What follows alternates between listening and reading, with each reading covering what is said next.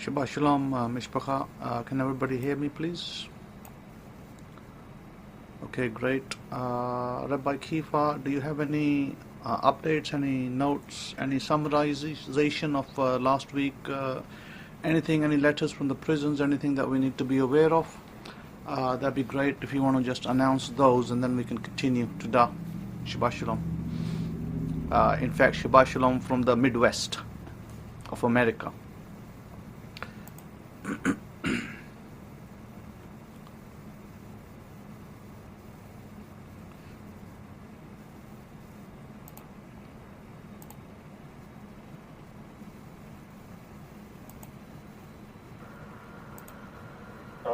Todah HaKohen and Shabbat Shalom Mishpacha. Shabbat Shalom to you, HaKohen, from the Midwest.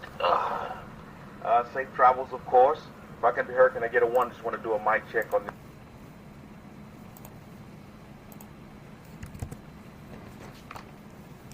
This is a room with no agenda here but the Torah. What Torah is literally king. And those that apply that mantra of Torah being king in their lives will be the ones who really have a full life and have a successful life. I know there's a lot of distractions out there. I would like to say one thing, HaKohen. Very interesting week, of course. Very busy week. Busy body. But I will say this. We last Shabbat we were dealing with someone had sent us an email, desiring the Hidden Truth Break scrolls and really wanting to get their hands on them, and really going out their way to get a hold of the Hidden Truth Break scrolls. If you don't know what that is, that is the most accurate Bible, in my opinion, that you're going to find on the face of the earth. The most accurate, the most instructional Bible that's going to help you and give you guidance and direction on how you can be favored of the Creator of the heavens and the universes. I mean, I look at this Parsha we're dealing with Noach, and I see that. You look at the Parsha, and Elohim, he was just seeking out a favored one. It didn't have to be many. One man, a favored one.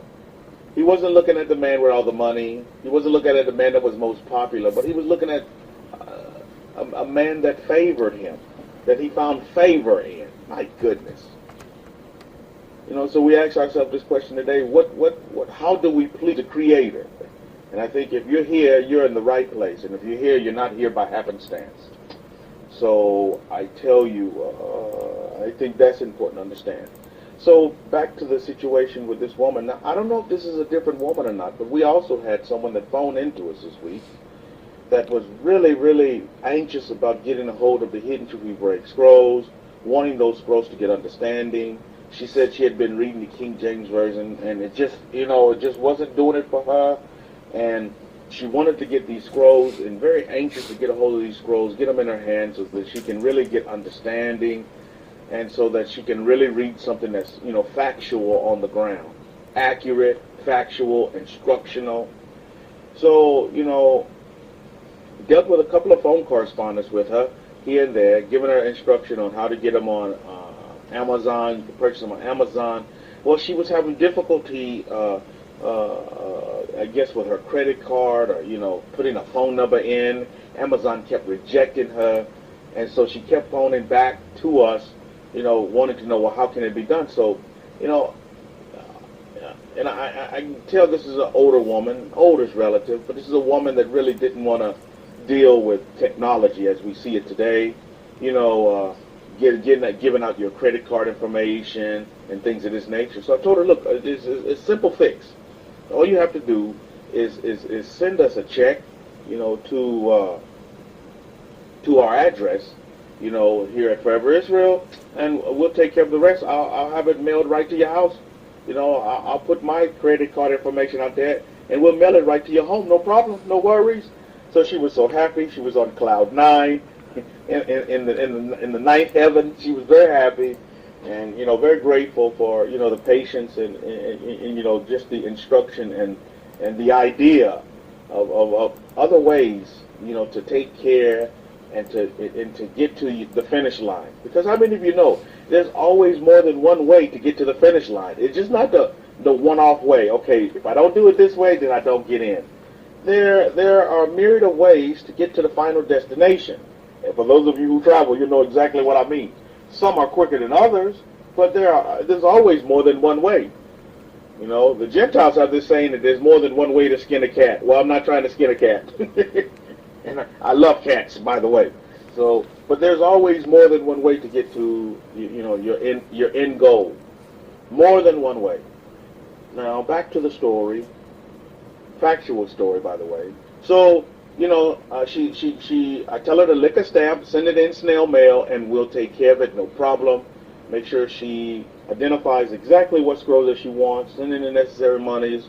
She's like, well, what about shipping, Rabbi? Don't worry about shipping, we'll cover that, no worries. So, this was like on a Tuesday. Come Thursday, my goodness, my phone is blowing up. It's blowing up, and I'm at work, and my phone is blowing up, and so finally there's a message left, because, a lot of these phone calls, I don't take them just, off the one-off, because there's a lot of, robocalls and all this other stuff that you're dealing with, So anyway, she finally leaves a message. She finally leaves a message, and this is what she says. Now, listen to this. She said, good morning. I do not want your Bible. I do not want it. When you get my check, I want you in the mail, I want you to tear the check up, because I do not want that Bible. That Bible, it talks about Paul here, there, and everywhere. I don't want that Bible. It has some other things in it that I don't agree with, and I don't want your Bible. I tell you, this woman, she was very, very dismayed, very, very angry, I would say, in the voice message, and she did not leave in a peaceful manner. So I really, after listening to the message, I was like, my goodness, I really sat and thought about the whole situation, because first you get two extremes. One extreme, you get this woman that's just so excited to get this Bible that that's going to really change her life. She says it herself. I know this Bible is going to change my life. I can't wait to read it. I've been reading the King James for so long, and I'm not understanding. And then you get the other side of the spectrum. You get this woman that's an angry bird. She's angry. She's upset because of, this, that, the other, and the third. And my take on this is, my goodness, woman, if you were able to tolerate the King James with all of its errors, for so long, why don't you even give the Hidden Truth We Break Scrolls an opportunity? The Hidden Truth We Break Scrolls had not even entered your door yet, hadn't even touched your doorstep, and you're already shooting it down. But again, I sit back and I look at this whole situation, and I study this as a student of nature, and I'm like, wow. The first emotion that came to me was that of pity. I really felt sorry for this woman, because she's not even afforded, given the opportunity for the Hidden Truth We Break Scrolls to really, change her life, which it would, and really give her understanding and direction and guidance and facts.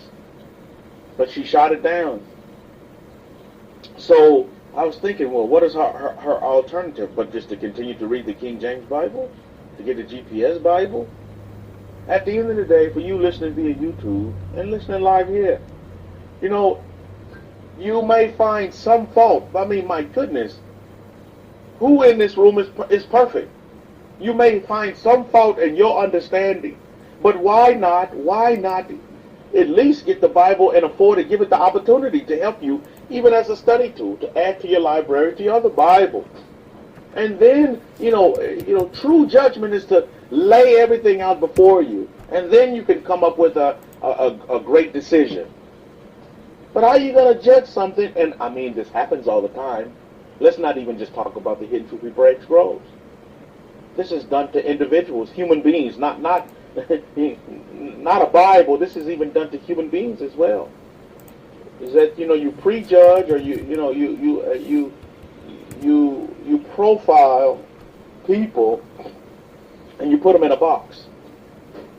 And I don't know about you, but I don't want to live in a box. I do not want to live in a box. I want to live in freedom.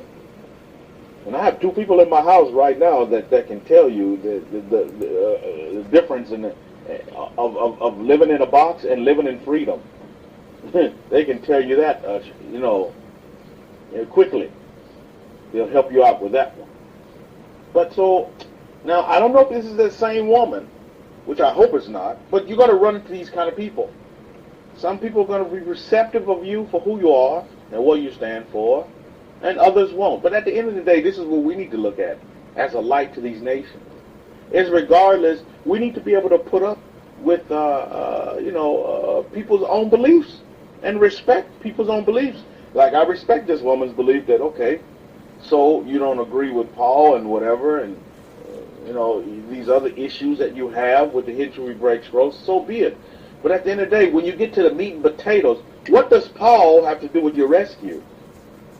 At the end of the day, your belief or non-belief in Paul, what does it have to do with your rescue? And even let's look at the Jesus of Nazareth factor, the Messiah Yeshua. Maybe you may not see him as the Messiah. You don't have that revelation of him as the Messiah. Maybe you do. But at the end of the day, what does it have to do with your rescue? If you go back to the laws of Moses, what does it really have to do with your rescue? And if you don't, then, well, I'm not judge and jury. I don't claim to be JJ. I never want that role, and I hope all of you are of the same light. That's not our position to do that. But our position is to guide people in the proper way. Although they may not have the revelation, this is why it's important that you handle folks with kid type gloves. It's because many people come to you with their emotions on their shoulders. I mean, they're just on their shoulders. Many people come to you with just ignorance. They're just very ignorant, and and many people come to you just blindsided. They just or one-sided. They just, oh my goodness. They're like, that horse with the, where they put those shutters on, where the horse, you only make the horse see straight. You can't let the horse look to the left or to the right. The horse has to only see straight. So here's the question. I mean, who will get the revelation? And I think that depends on the individual. Are they receptive enough, like a sponge, to be able to soak up revelation? Or are they hard as a rock to where you just nothing can penetrate it?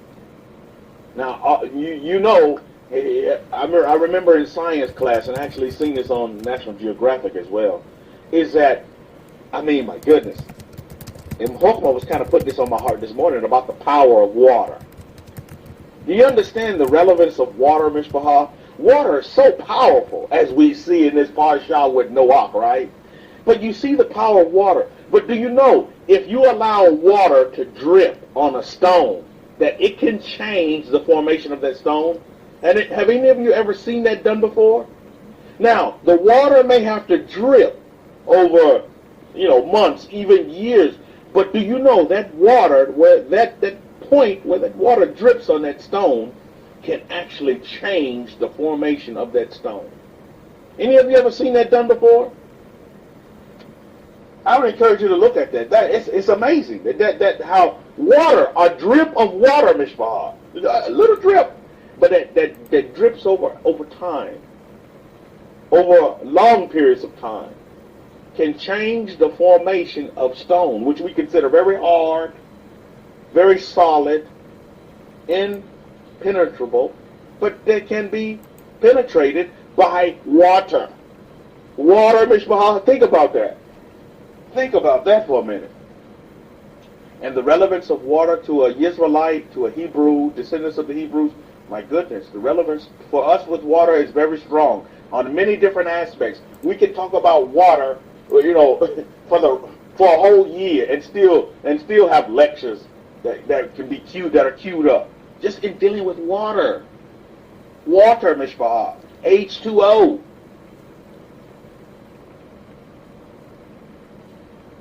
So, the revelations, some folks are just not thirsty. And some folks, to penetrate them, that water may have to drip for a very long time to really make a dent to where, okay, now they see the revelation. When you got the revelation, you weren't stoned, so it wasn't difficult for you to get the revelation. But for others, this is why I'm telling you this, because for others, that may be the problem, that may be the issue, is that they'll never get the revelation. Or if they do, it may take them a very long period of time. So we must be patient with these type of people, be receptive, don't shut them down and don't shut them off, because, they're putting down your very livelihood or your heritage. You have to leave them to it. Like I told you earlier, my first emotion was, my goodness, I have pity on this woman. My goodness. I think about the Rabbi Yeshua, Jesus of Nazareth. It's when he said, forgive them, Father, because they don't know what they're doing. Same way with this woman. I say, forgive her, Abba, forgive her, Master, because she really don't know what she's doing. And I guarantee you, if she continues to seek out the facts, she'll be back for that hidden truth he breaks rose. Believe it or not, she'll be back. But right now, because her emotions are on her shoulder, I mean, how many of you been like that one time, where your emotions was on your shoulder, and then you make decisions and you say things, and then when you think about it later on, you Monday quarterback, and you realize, my goodness, I shouldn't have said that, or I made a mistake. And some of us do it with our speech. That was a big thing with me at one time, and I had to learn to temper that. We say things, and we don't know the effect of the things that we say and how it affects people. So I learned just to be quiet. And don't say things, because the things that I say could be harming someone. Why? It's because they carry their emotions on their shoulder. And some folks just don't listen. I'm looking at this Hurricane Michael that just went through Florida, and now it's going up the eastern, northeastern coastline, Florida. But initially it hit in Florida. And I'm watching the interviews while a lot of people are evacuating, yet some people say, no, I'm going to stay. I'm going to ride it out. I rode, did blah, blah, blah. They make all of these excuses why they're going to stay. And I'm like, my goodness, your government is telling you that you have a mandatory evacuation, and you saying you're going to stay? And I say best endeavors to you. Some people just don't get it. Just do not get it. And they're going to do what they want to do, regardless of what you tell them. Regardless of what the facts on the ground are. Is that, look, this hurricane is going to hit the Florida coast. That's the facts. And some folks still won't leave. So how do you feel when, you're dealing with all of these people that, now some of them, I don't know what the count is on those that died. But could we not say their deaths could have been avoided if they would have been just evacuated? Like they were told to by their government, just leave. Let's go take you. You want to go to the shelter, evacuate your home. Oh no, this is my home. I've been here for so many years. See, these are people that just do not get it. No matter how you bring it to them. You can bring it to them on a silver platter, and they still will not get it, you see. Shabbat shalom to you, Rabbi Benir. Rabbi Benir said, I've heard people say, don't confuse me with the facts. My mind is made up. My goodness. If the facts are confusing you, then my goodness. What can we say about your life in general? That's a profound statement, Rabbi Benir. And I think this woman that was so hungry for the facts is being confused by what? Fiction. Being confused by something that's totally irrelevant. Oh, well, I have all my belongings and this, that. I want to be here to take care of my stuff. Those material things are irrelevant when it comes to your life. Think about that. But again, people have the greatest gift and ability to be able to choose. Choose to get these hidden truly breakthroughs. Choose not to get the hidden truly breakthroughs. Choose to serve the God of Israel. Choose not to serve the God of Israel. Choose to serve the Creator of the heavens and the universe and obey His voice. Choose not to. Man, what a great gift that we've all been afforded. This is why I would encourage you all, don't shoot down those that have the ability to make their own choices that may not agree with what you said. Hakohen is saying 13 dead in Hurricane Michael so far. Now, for those of you who live along the coast, and Hakohen said something to me this week that was quite relevant and very instructional. I mean, you got to assume that these things are going to happen to you anyway, right? I mean, if you buy coastal front property, what are you going to assume that's going to happen to you? Eventually a storm going to come through. Eventually you may lose your house and have to rebuild. Blah, blah, blah, blah, blah, blah. This is just what happens. These are just the facts on the ground.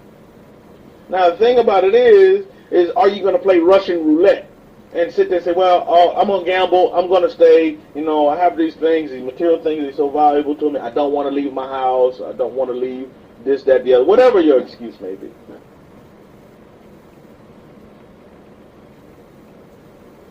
So these are the things that we have to look at and examine going forward. I pity that woman. I really felt sorry for that woman, because I know how these scrolls can change her life. Really, I know.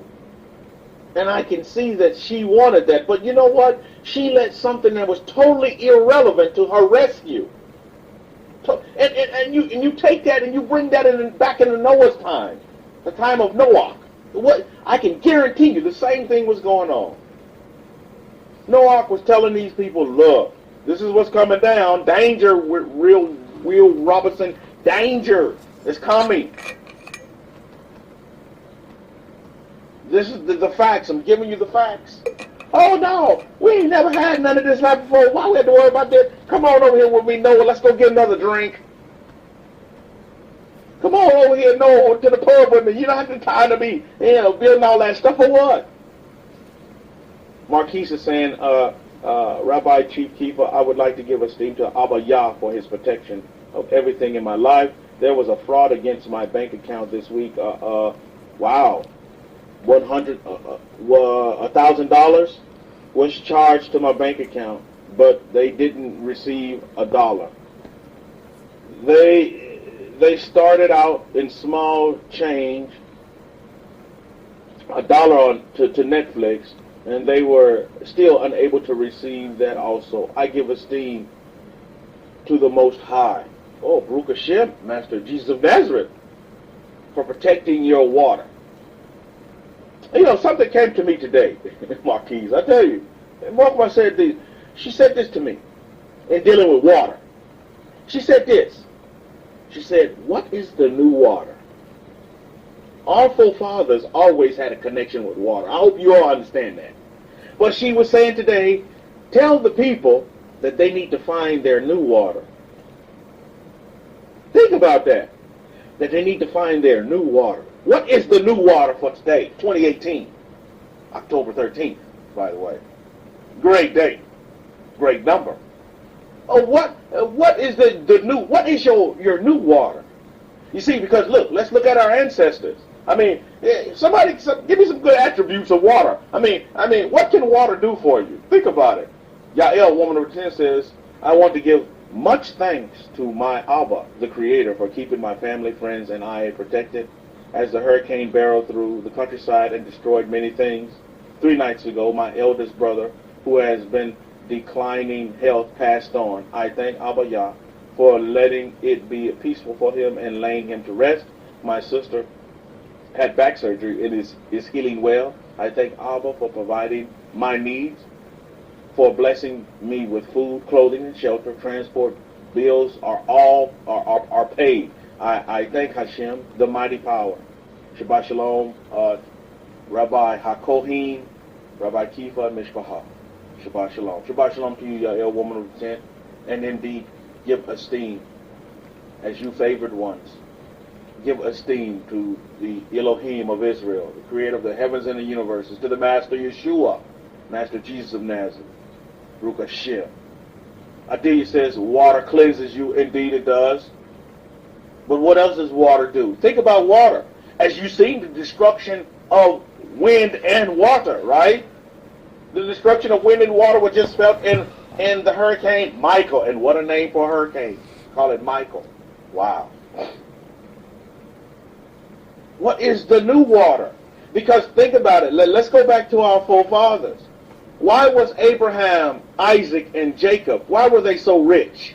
What did they, what gave them wealth? Think about it.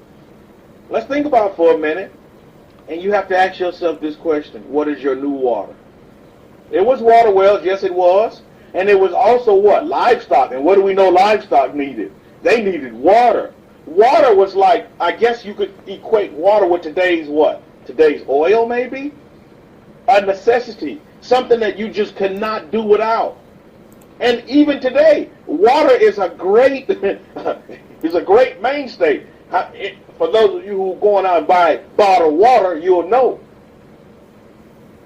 If 70% of the earth is made up of water, why are we buying water? Think about that for a minute. People are making money off water. And I'm thinking pretty soon they're going to start making money off of air. Believe it or not, that's coming to a theater near you if they're not already doing it. You go to China and see this happening. The air pollution is bad. So to have clean air, you're going to have to pay for clean air. You ever thought about that? You need to think about that. And Rabbi, I tell you what, Rabbi Zechariah can tell you as well, is that they try to make these vehicles to where they don't pollute the air. They're putting these, I guess, catalytic converters, some kind of things they're putting in these cars to make the cars more efficient so they don't pollute the air.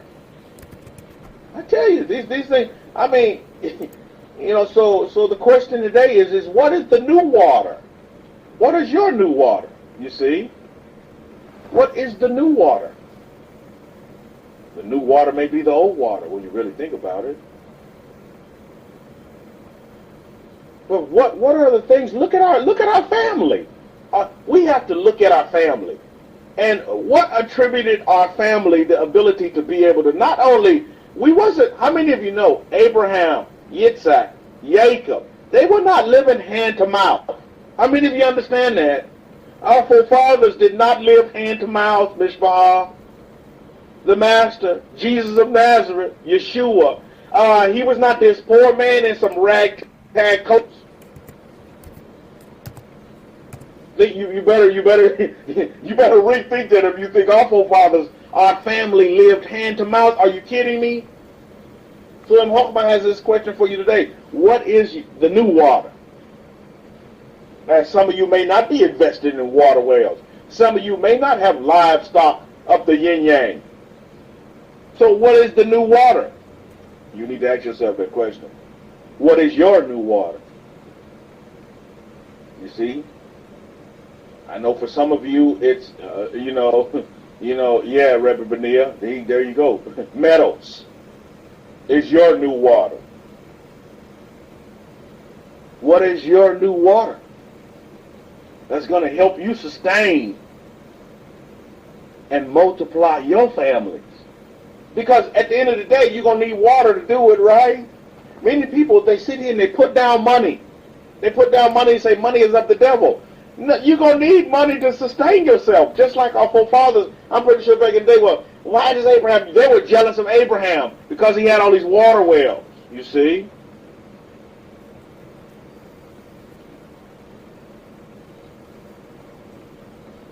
You all need to really be examining this. Chokmah is talking about the new water. You all need to be looking into this. And don't, I'm telling you, your family, your family was not living on the streets in soup lines, Mishpah. And if these things are happening to you, I mean, no offense. But this is not the heritage of our family. And I'm not putting it down if you're in the soup line. Believe me. I'm not putting you down in one. No, I'm not trying to shame you in one bit. But I'm just saying we're bigger than that. Rabbi Zechariah says, give me that evil money. That's right. But yeah, a lot of people, because they just don't understand.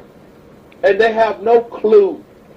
about how we're supposed to live, about the creator of the heavens and the universes, and how he put us down here so he can bless us, so we can be his favored ones. My goodness. So we have to look at our new water today. We really need to look at that and examine that. So, yeah, with the prison ministry, it's the same thing. It's the same thing. You know, these inmates, unfortunately, they think that the complete Bible, it's just not enough, that they need more and more and more. And I tell you to this day, that until you sit down and you bed down the Torah, until you bed down our books, the NT, and really begin to understand Yeshua, Jesus of Nazareth, you know, all these other things, all of our other books are commentary. They just assist, and they what? They expound on the very root, our root, which is Torah.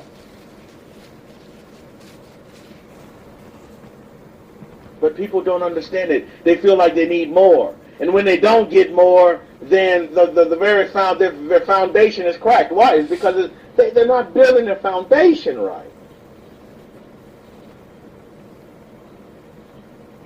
They want to become a wealth of information, a wealth of facts,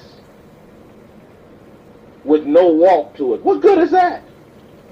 Is that you have all this, the wealth of facts and all this information,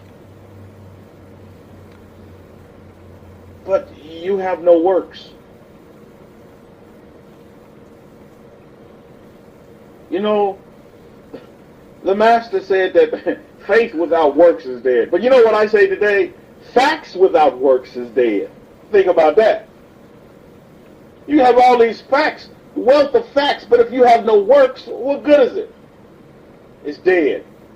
With no proper workings of the facts, you see.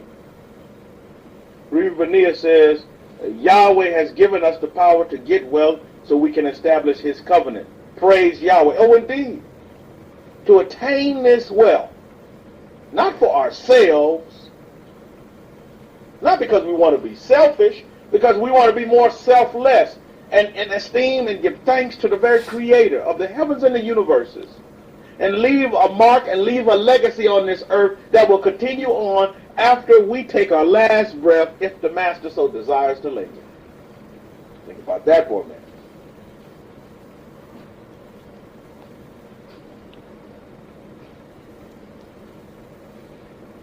So this is what we need to be doing. We must establish, and I see this happening even within my own life, is that, you know, you Israelites, you need to learn to work smarter and not harder.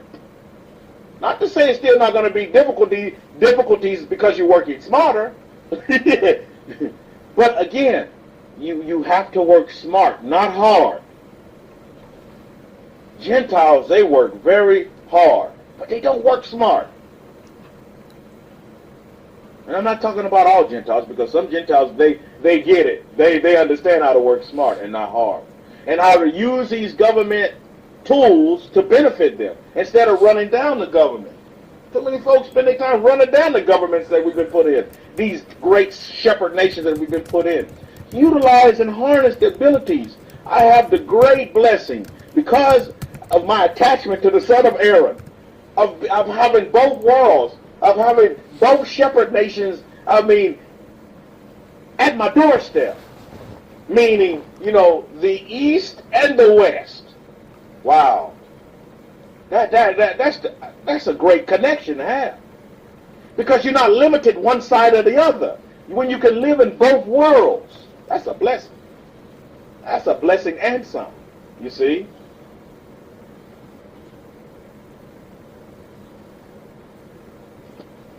A blessing and some. Rabbi Benir saying, for those that will follow simple instructions, there is a better way. Give me a call after Shabbat, and he leaves his number. Area code 1, and for those of you who may be out of the country, 1 and area code 903-905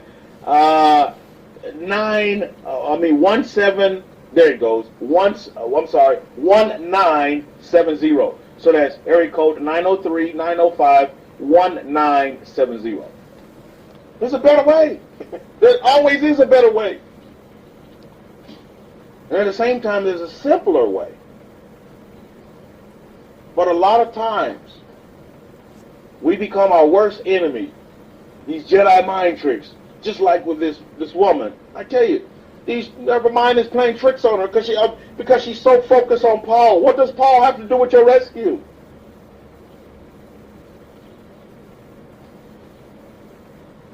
But because of her affiliation or lack thereof with Paul, my goodness, she's shooting down the whole Bible. Now, last time I checked, Paul is in her King James too. So, I mean, what is it at the end of the day? It's that some people just don't understand.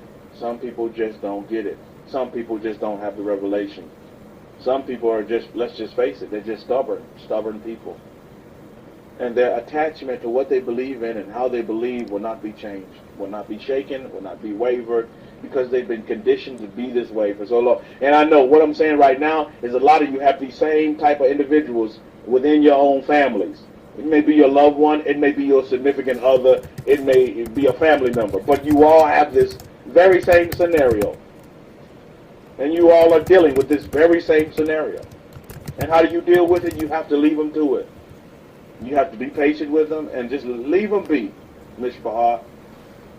HaKohen is saying, the son of Aaron saying, many will just die in their sins, and that's how it was meant to be. Oh, indeed, HaKohen. Indeed. At the end of the day, indeed. And again, you know, you can't waste your oxygen and blow out carbon dioxide worried about individuals like this, although they may be very close to you, near and dear to your heart. Sometimes you have to let them go. Let them go, find their way, make their decisions, make their choices. And, you know, maybe they'll come back later. When that water drips and it permeates the very shell, the very core of that individual, then maybe the boom, revelation, sparks will fly. You will see the 4th of July fireworks, and then maybe they'll come back to the very Creator. They'll come back to these hidden truly great scrolls, and they'll say, you know what? At least I'm going to give these scrolls an opportunity. Let me put these scrolls into my library. Let me study these scrolls along with the other books that I have. And, you know, that's fair judgment. This guy go out is intended. You lay the information out. You lay the facts out before you. Lay the chips out and then make a decision.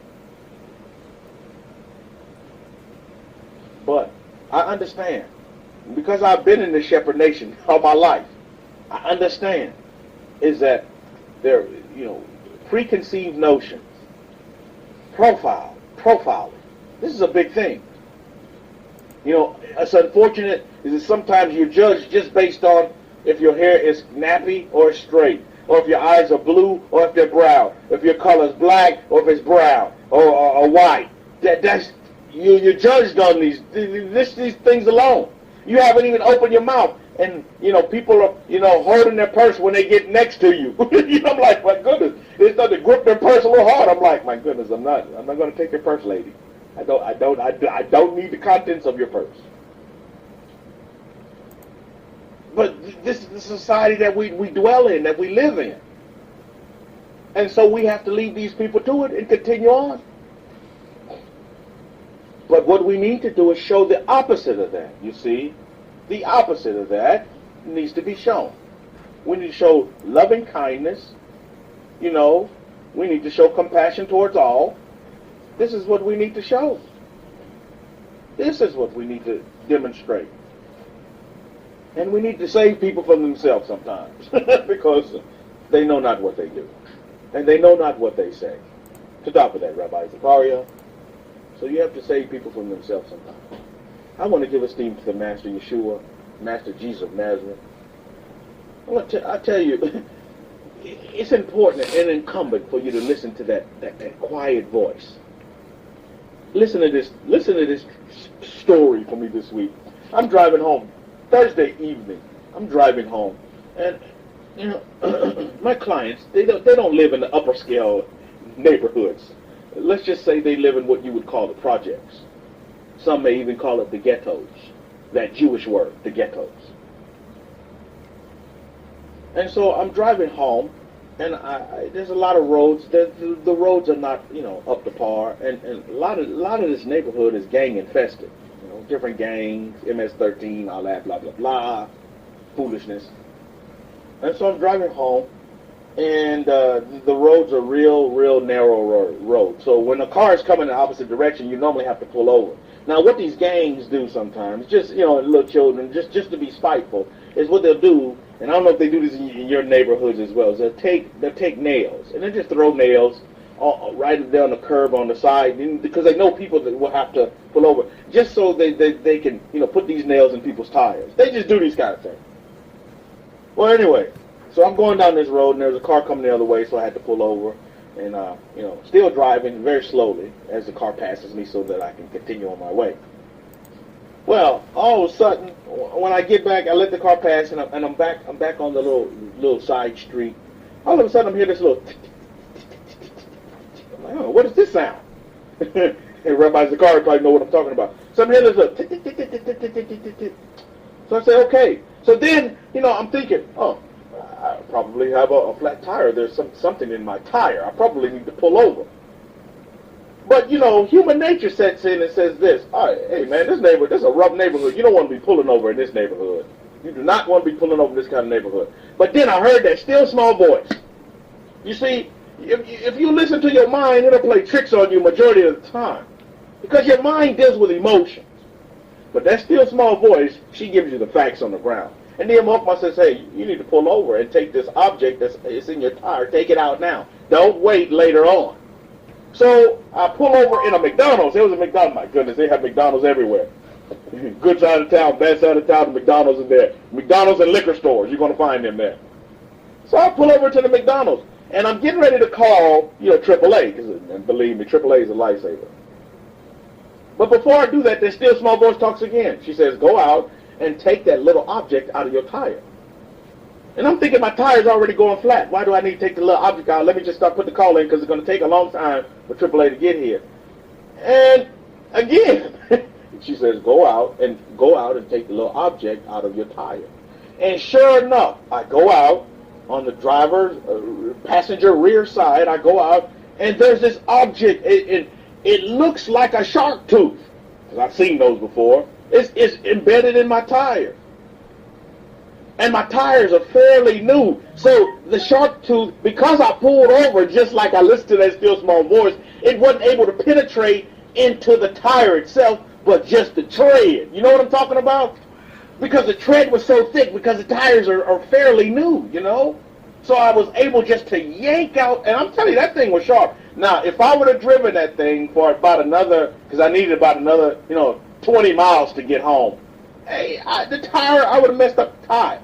But because I stopped and I listened to that still small voice, and I would encourage you all to begin to listen to that small voice, not to your mind, because your mind is telling you some ridiculous things. Your mind telling you, hey, don't pull over here, this is gang territory, blah, blah, blah, blah, blah, blah, blah, blah, blah. Listen to that still small voice is telling you to pull over and take the object out of your tire. And I'm telling you, if I would have driven that car another 3 stoplights, the tire would have been flat. It would have definitely been flat. Because that shark tooth, it was sharp. It was sharp. It was sharp. I mean, this is surgical type stuff here. It could cut some skin easy. And I'm like, Vukashem. For the Imhokma, for that still small voice, for that quiet voice. Because I listened to that voice. I listened. I said, oh, okay, I'm gonna pull over. I don't care what side of town I'm on. It don't matter. I'm pulling over and taking care of my business. Anybody want to mess with me, they're going to have to deal with the master. I don't have time for that drama. But you see, your mind will sit there and tell you, no, you don't need to be pulling over this MS-13 neck of the woods. And it just so happened that day I was wearing, and there's also the Crips and the Bloods in that neighborhood as well. And that day I had a blue nursing uniform on. My goodness, I was blued out. I was Israel blued out that day. And so I pulled over and I'm thinking, my goodness. My mind is saying, you know what? If the MS-13 don't get you, the Bloods will, because you're wearing blue and they don't like blue. They're big fans of red. I'm like, oh my goodness. But at the end of the day, none of that really mattered. Nobody bothered me. I just took the thing out, and I was on my merry way. And I gave thanks to the Imhokma. I said, thank you, Imhokma, for your instruction and your guidance. That voice is with us all day long. A lot of times we don't listen to that voice. You must listen to the Imhokma, and believe me, she will guide and direct your paths. Believe me, she will. She will, but a lot of times we're distracted, and our mind plays tricks on, oh, don't stop here. The gangs are going to get you. Oh, don't worry about it. You check it later. Just get home. Hurry up and get home so you can eat your noodles. So I think that's very important for us to understand, Mishpachah, is that, we must listen to that still small voice. You must listen to that voice, and don't listen to your mind. And I firmly believe this woman, that decided on not getting the hidden truth Hebraic scrolls, she was listening to her mind. That still small voice was telling her, look, because she said, these are her own words, I want to get that Bible because I know that Bible can change my life. I said, yes, it can, ma'am, and we'll make sure you get it. Come Shiloh or Sheol, you're going to get those scrolls. But nope, she don't want Shiloh, and she definitely don't want Sheol. She refused it. She refused it. And I leave her to it. I leave her to it, Mishpachah. Well, you say, Rabbi Kefa, that's not just, a little nail in your tire, a little something. No, that is something. And see, this is where a lot of you are missing it. Because you don't not acknowledge the Imhokma in those little things. You're expecting those big things to happen, and you're going to miss those as well. It's because you miss the little things. You understand what I'm saying? There's a bigger picture to all this. But because you only focusing, because your mind is playing tricks on you, and you only looking at the big present, you need to focus on the little present first. The little one. You're going to miss, because you missed the little present, you're going to miss the big one, that's the bigger blessing that's ahead of you, because you're not giving thanks and esteem to the Creator, to Elohim, in the little things. That's just a mundane, everyday little thing. No, even the God of Israel is in those little things. Just you being able to get up in the morning is not a little thing, Mishpachah. But you be able to get in your car and start it, that's not a little thing. You give thanks. You see, this is why a lot of you are going to miss your new water. It's because you're too busy complaining about the old water. You miss your new water opportunity. Because you think, oh, somebody's trying to, do something to me. Somebody trying to, steal, kill, and destroy me. My goodness, get over that stuff. And begin to pay attention to that small, that quiet voice that's just telling you, is giving you clear, concise, HD quality instruction. But you explain it away, and you just override that because your mind is greater, because you have all of these titles behind your name, all of this education, and you think you know what's better.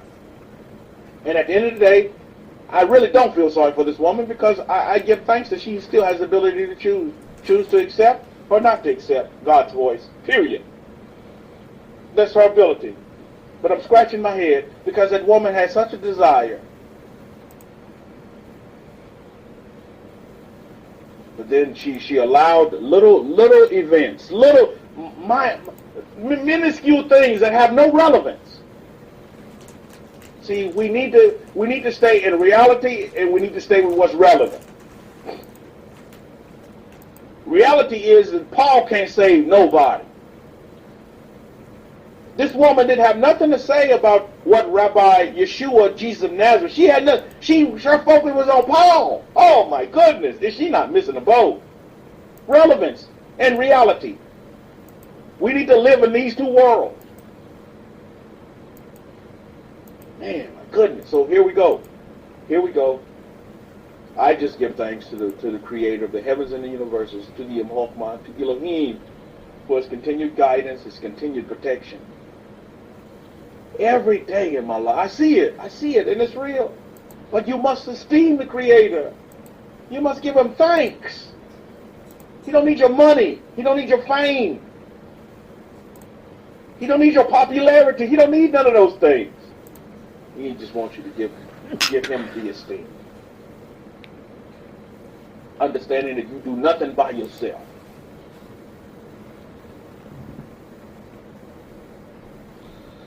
All glory and praise be to the Creator of the heavens and the universes. Always. You do that, eat that humble pie, and you'll see how high the living God will raise you. He will raise you high. He will raise you high. But you have to have the proper mindset. You look at Noah. I'd encourage you all to study Noah. Study Noah. Study him. And that's something I'm going to bring out that is revelation to me, which I hope is revelation to you, and hope you really understand too in my lecture going forward. But on that note, I'm going to turn it back over to HaKohen. Anyone else, you want to give esteem to the Creator of the heavens and the universes? You want to give esteem to the Most High? Please, feel free to do so at this time.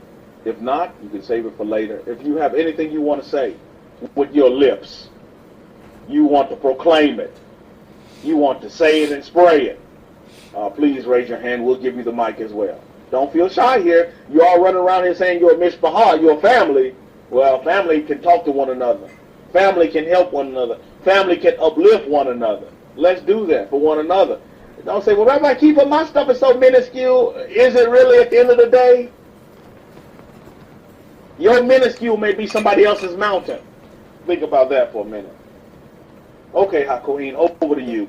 Shabbat shalom to all of you, Mishpachah. Have a wonderful Shabbat, and stay tuned. Put on the Hebrew hat. Todah for that, Rabbi Kefa. Okay, we'll if everybody can hear me, we'll kickstart it. We'll kickstart with the joke of the day, or joke of the week, as it is.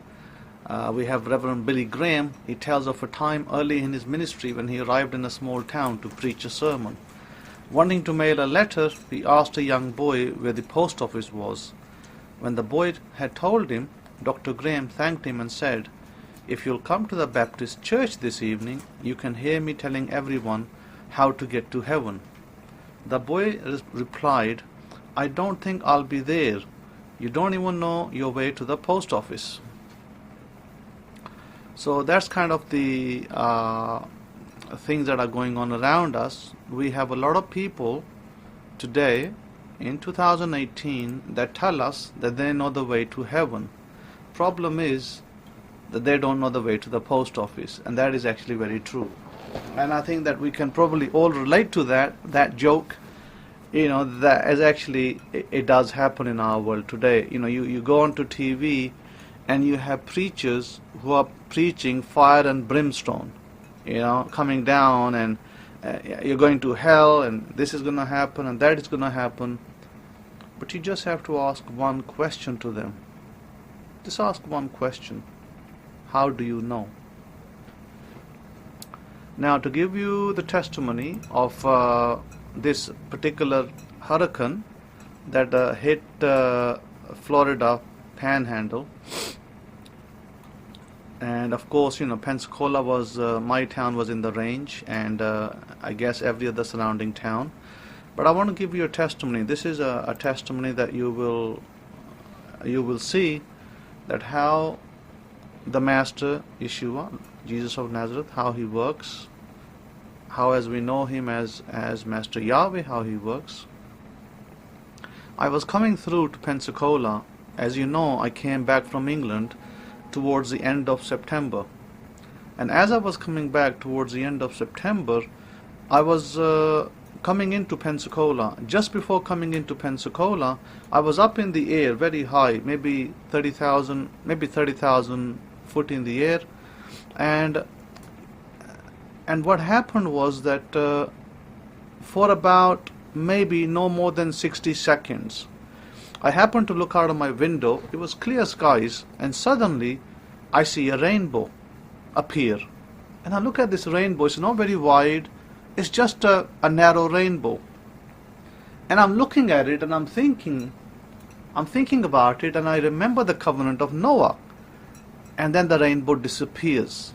It just so happens to be that within 60-second time space, this rainbow appears and disappears. And what are the chances that I'll be looking outside the window for that 60-second and not looking at something else inside the plane? And often enough when I fly, I usually have the window the little window thing down, the little covering, and I don't normally open the window to keep the light out, while you're reading or doing something, and so I had that window open, and I saw that, and suddenly my mind went to Noah's flood, and I was like, this is about Noah's flood, and I was like, this is God's covenant. God is reminding me that His covenant is still with us today, that He will not destroy us. But you know what? The bigger thing was this. Listen to this. God was warning me of an impending flood coming my way. But what God was telling me is that it's not going to touch you. You're going to be unharmed. That is what God was actually telling me. And I gleaned from that something impending is coming, and we're going to be safe. And then listen to this. You can't make this stuff up. This is out of this world. And then as I landed into Pensacola, clear skies, no signs of any hurricane, no news of any hurricane. A week later, what I do is I'm thinking that I need to, obviously I was intending to travel to the Midwest, and I hadn't decided what date. And one evening, I'm kind of just talking and talking to in the home with the Aisha there, and I'm saying that I need to go, I need to go to Midwest, and thinking of going out, and neither of us knew that there was a hurricane on the horizon. And she says, well, why don't you just go? Why don't you just go tonight? Well, I said, yeah, I intend to go next week maybe, and I'll just go tonight, and I said, I'll drive all night and I'll get there in the morning. So I just get up and I go. And as I'm leaving Pensacola, I see this warning message on my phone, and the phone is, you get these alerts on the phones about flood warnings.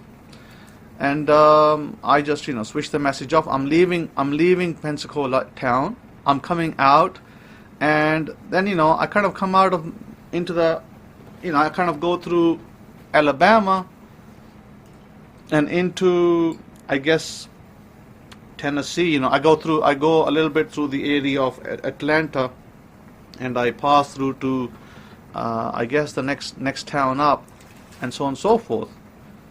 And then it kind of, I still didn't know that there was a hurricane coming up. I had no news about it. And then somebody, that next morning, I get there, and then I get to hear about this so-called hurricane. And I was like, I didn't know about this hurricane. And I was speaking to the person here in the Midwest, and you know what I said to the person? I'm going to direct that hurricane to the east. It is not going to touch Pensacola. These are my exact words. And then what I do, I say that, and guess what happens? They say that the hurricane is going to land. It hasn't landed, it's going to land, and they're telling people, to brace themselves and to leave their homes and to be safe, and so on and so forth. The usual warnings. And then what happens is that, of course, the hurricane, they show this little image as a hurricane goes through town, and exactly as I had spoken the words, the hurricane heads in towards Pensacola, and then suddenly veers east and goes straight through to Panama City.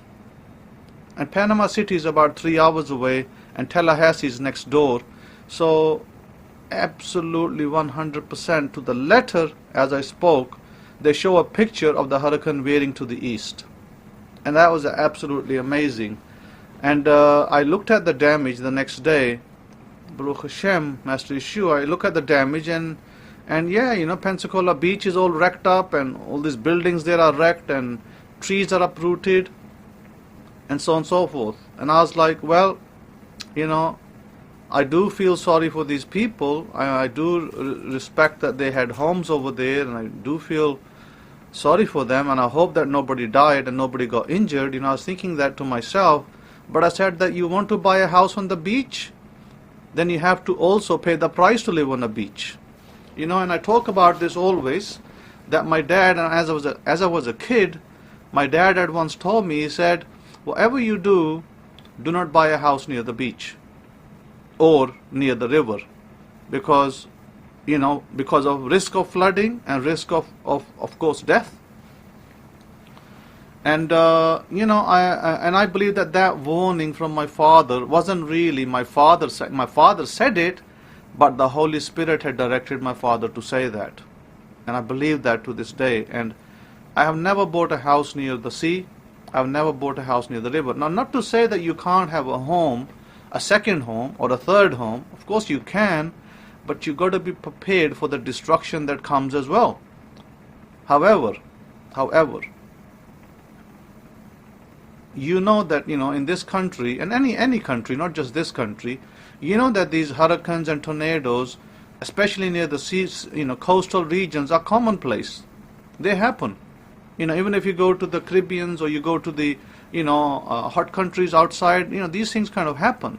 So you got to be prepared for them. That means you got to have extra money to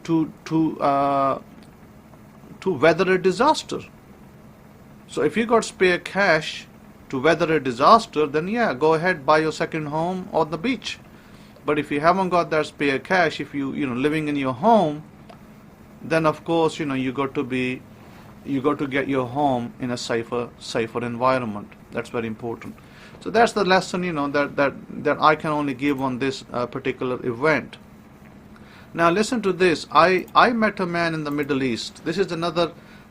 This is for glory to the Master Yeshua, Lord Jesus Christ, and Yahweh Himself. I met a man in the Middle East, and I didn't know this man from ABC. I never met him before. I never spoke to him before. We just met, and I believe that this meeting was preordained. It was appointed for me to be there and to meet him. And when I met him, and he invited me to dinner, and this man gave me a tithe in the Middle East in his local currency. And before I left, I said to this man, I said that I'm going to tell you something before I go. I'm going to leave you a blessing. You're going to go to the shores of America. You're going to America. I said I rarely say this to people, but I am now telling you that this is what's going to happen to your life. You're going to America. It's going to happen soon. And I thank him, and I walk away, and he thanks me, and he drops me to the airport, and we say our goodbyes, and that's the last I see him. But guess what? This was only last month. I saw him. And then I come back over here, and then he writes to me yesterday, and he says to me, Rabbi Simon, I have a guest from America. And I said, okay, I hope it goes well for you. And he tells me that he's actually marrying a woman. Then listen to this, and I didn't know this. He's actually marrying a woman that is a student of mine from America. Can you believe that? And this man, right, I didn't even know him from anybody, and yet these two are connected now. They are connected, they are marrying, and he's gonna be coming over here next year. Baruch Hashem Yahweh. Can you amazing? I was just amazed. I was like, wow, this is the man I gave a blessing to last month, and look at it's already happening. So don't ever discount the words of the Kohen. The words of the Kohen, and I say it with respectfully. I am not God, but I speak the words of God Almighty Himself. So be careful, because when you speak against me, and if it's for Torah, if you speak against me for, I don't know, because I like cheesecake, and you speak against cheesecake, that is fine. I don't have a problem with that. But don't speak against me for the sake of Torah. Because if you speak against me and you slander the Torah, or you slander God's law, your judgment, if you think you're going to get blessing, your curses will be worse than your blessings. You will regret the day you will regret the day you were born if you slander, if you curse, if you say any bad word against any laws of the Torah. Your end will be worse than your beginning. So I'm going to just put it out there as a warning. Do not ever speak against the word of God, because you'll only be doing disservice to yourself. If you don't like something that is in what you call the Old Testament, if you don't like it, fair enough. Just leave it alone. Just leave it alone. If you don't like the Sabbath, leave it alone. You don't like plural marriage, leave it alone.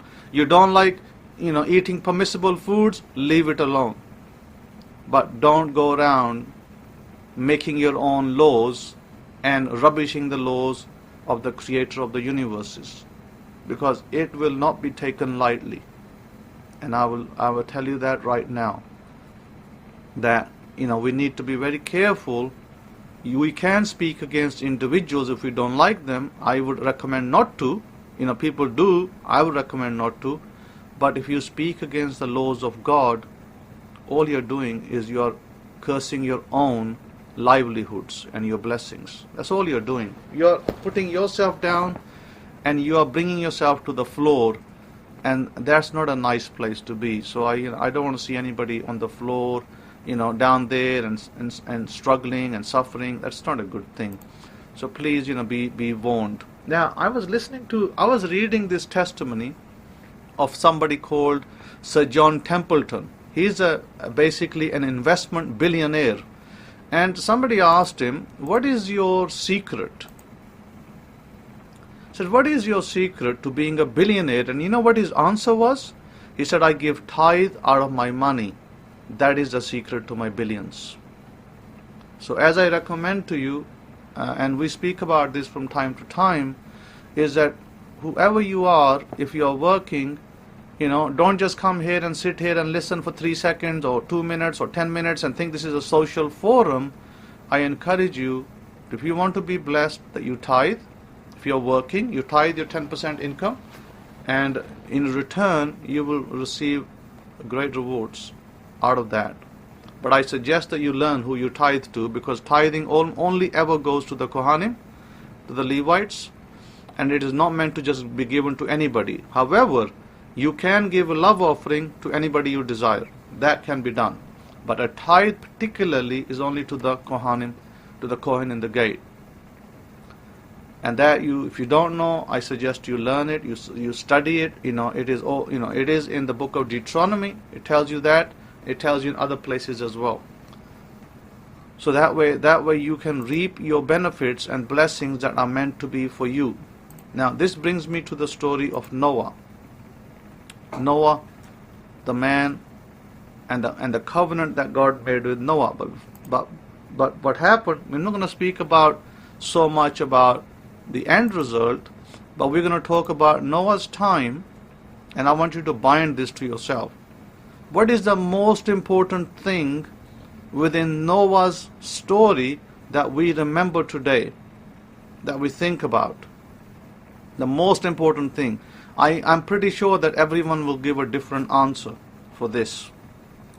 I'm pretty sure if I asked, 50 people in the room, everybody will have different answers. So yes, Eddie, there's his prophecy that he spoke about.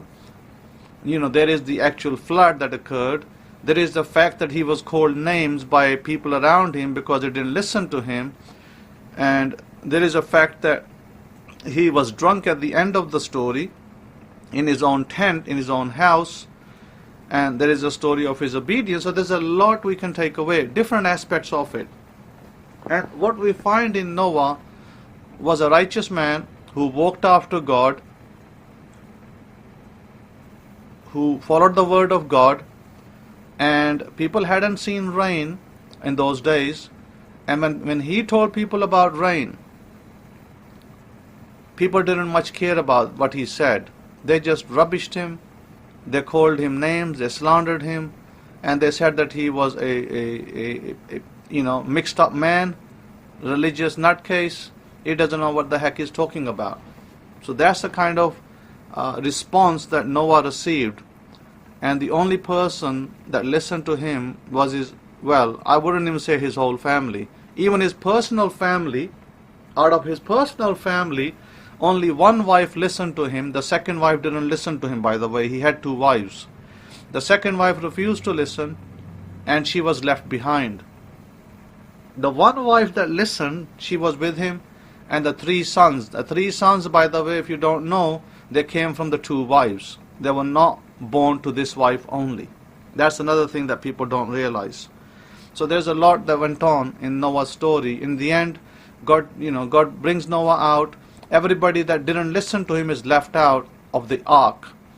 And everybody that listened to him, that includes his family, minus the one wife, they are left behind. And you'll find this story under the commentary in the Hidden Truths Hebraic Scrolls. And then what happens is, and then the next thing happens is the covenant is given to Noah, and he then leaves a blessing for his sons, and he leaves a curse for his sons as well. So he leaves two things, a blessing and a curse. The model is the same. The model, if you look in the Torah, when God speaks to us through Moses, he does exactly the same thing. He leaves us a blessing and he leaves us a curse. And he says, now you choose. What do you want, a blessing or a curse? So this is very important. And with that, I want to fast forward you to an event in the life of Elisha the prophet. There was an event in the life of Elisha the prophet in which, if we go to, let me take you to Elisha the prophet, and we want to be in the book of 2 Kings, and there we have the story in chapter 5 of Naaman, who was a commander of the armies of the king of Syria. Now, this was a great man, and it was through Yahweh, because it tells you there, doesn't say that some other third god, it says that this was a great man with his master, the king, and honorable, because by him Yahweh had given him rescue to Syria. So even though he knew nothing about Yahweh, he didn't know who Yahweh was from ABC, but Yahweh had used this man to give victories to the king of Syria. And he says he was also a mighty man in valor, but he was a leper. And then when they defeat and they capture the king of Israel's people, and they make him a subordinate to themselves, and there was a woman, a Hebrew woman, that he takes captured. She becomes his wife, by the way. The scripture doesn't say that, but that's what it actually means. Because it says, she said to her mistress, in verse 2 it says, and the Syrians had gone out by companies, and had brought away captives out of the land of Israel, a young maid, and she waited on Naaman's wife. By the way, this waited, this wording here, doesn't mean that she was a servant. It means both. She was a servant, and she became a wife to Naaman as well. And she was his second wife. And then it says, she said to her mistress, if only my master. Now look what she is calling him, my master, means my lord, her husband. If only my husband were with the prophet that is in Shomron, Samaria, for he would cure him of his leprosy. And one went in and told his master, saying, thus and thus said the maid that is of the land of Israel. And the king of Syria said, go, and I will send a letter to the king of Israel. And Naaman departed and took with him 10 talents of silver and 6,000 pieces of gold and 10 suits of clothes. So the king of Syria gives all this money as a gift to the king of Israel, saying to him that I'm sending my servant to you, I want him healed. At this point, the king of Israel, the verse 7 tells us that he tears his clothes and says, am I God that I'm going to heal this man, that I can heal his leprosy? And then Elisha, who's sitting over there in his little property, in his nice little house, this is a well-connected man. By the way, he's a Kohen in the gate at that time, if you didn't know. This is from the priestly tribe. And he's sitting there and he says, send him to me. I will deal with him. I will give him the cure, because there is a prophet in Israel. And so Naaman ends up going to him, and Naaman says to him that he stands outside his house, and he's thinking that Elisha is going to come out and is going to do abracadabra, and immediately Naaman will be healed. But Elisha tells him that go to the river Jordan and dip in there 7 times, and your leprosy will leave you. And then this makes him angry. He says, are not the Abana and the Purpura, the rivers of Damascus, better than all the rivers of Israel? Could I not wash in them and be healed? and he was in real anger, and he wanted to go back. And one of his servants tells him, he says, "Look, my father, if the prophet has told you to do something, it might seem difficult, it might seem absurd, it might even seem stupid. Why don't you just do it? Just for once. Try it." And then, the commander of the army, Naaman, he listens to his servant, he goes and does it. And he comes out, scripture tells us that he went down and dipped himself 7 times in the Jordan River, according to the saying of the man of Elohim. And his flesh came again like the flesh of a young child, like a baby. He was healed. And this time he returns to the man of Elohim, the man of God, and it turns up with his full army, and he says to him that, "Now I know that there is no God, there is no Elohim in all the earth except the God of Israel. Now therefore I beseech you, take an increase of your servant." So he wants to give him gifts, he wants to give him money, he wants to leave something for him. And he says, "But he said, as Yahweh lives before whom I stand, I will receive none." And he urged him to take it, but he refused. So Elisha here refuses the gift because Elisha says that I did not heal you for money. So I'm not going to take money and make it look like that, you paid me, because what will everybody else say afterwards? Oh, Naaman went to Elisha the prophet, Elisha the Levite, the Kohen in the gate, and he received money first, and then he healed him. And it will become like a transaction. And Elisha said, "No, this is not a transaction. I'm not going to receive money from you and make it look like it's a transaction and bring shame to the God of Israel that I serve." This is very important. What do we see over here? Key takeaways from this. And this can be applied to all of your lives as well. Key takeaways. Number 1, when the Kohen in the gate speaks, listen carefully. God has given you 2 ears to listen and 1 mouth to speak. Listen carefully. Speak less, listen more. From what Rabbi Kefa says, that somebody he spoke to, they spoke more and they listened less. But what you need to do instead is listen more with your 2 ears and speak less. So listen. Number 1 takeaway from this story. And this is not just any man. This man is a Levite, and this man is also a prophet, and also he is a voice of God on that. At that point in history, at that point in time, he was God's voice. Whatever he was saying came out from God, and he directed it to the people below him. He didn't make it up. He didn't want to impress people by his healing powers. Was none of that. And this was a wealthy man, by the way. This wasn't a, somebody, and no disrespect to the people who go to social services for their, if they're down and out, but this man wasn't queued up in social services waiting for his stipend at the end of the month.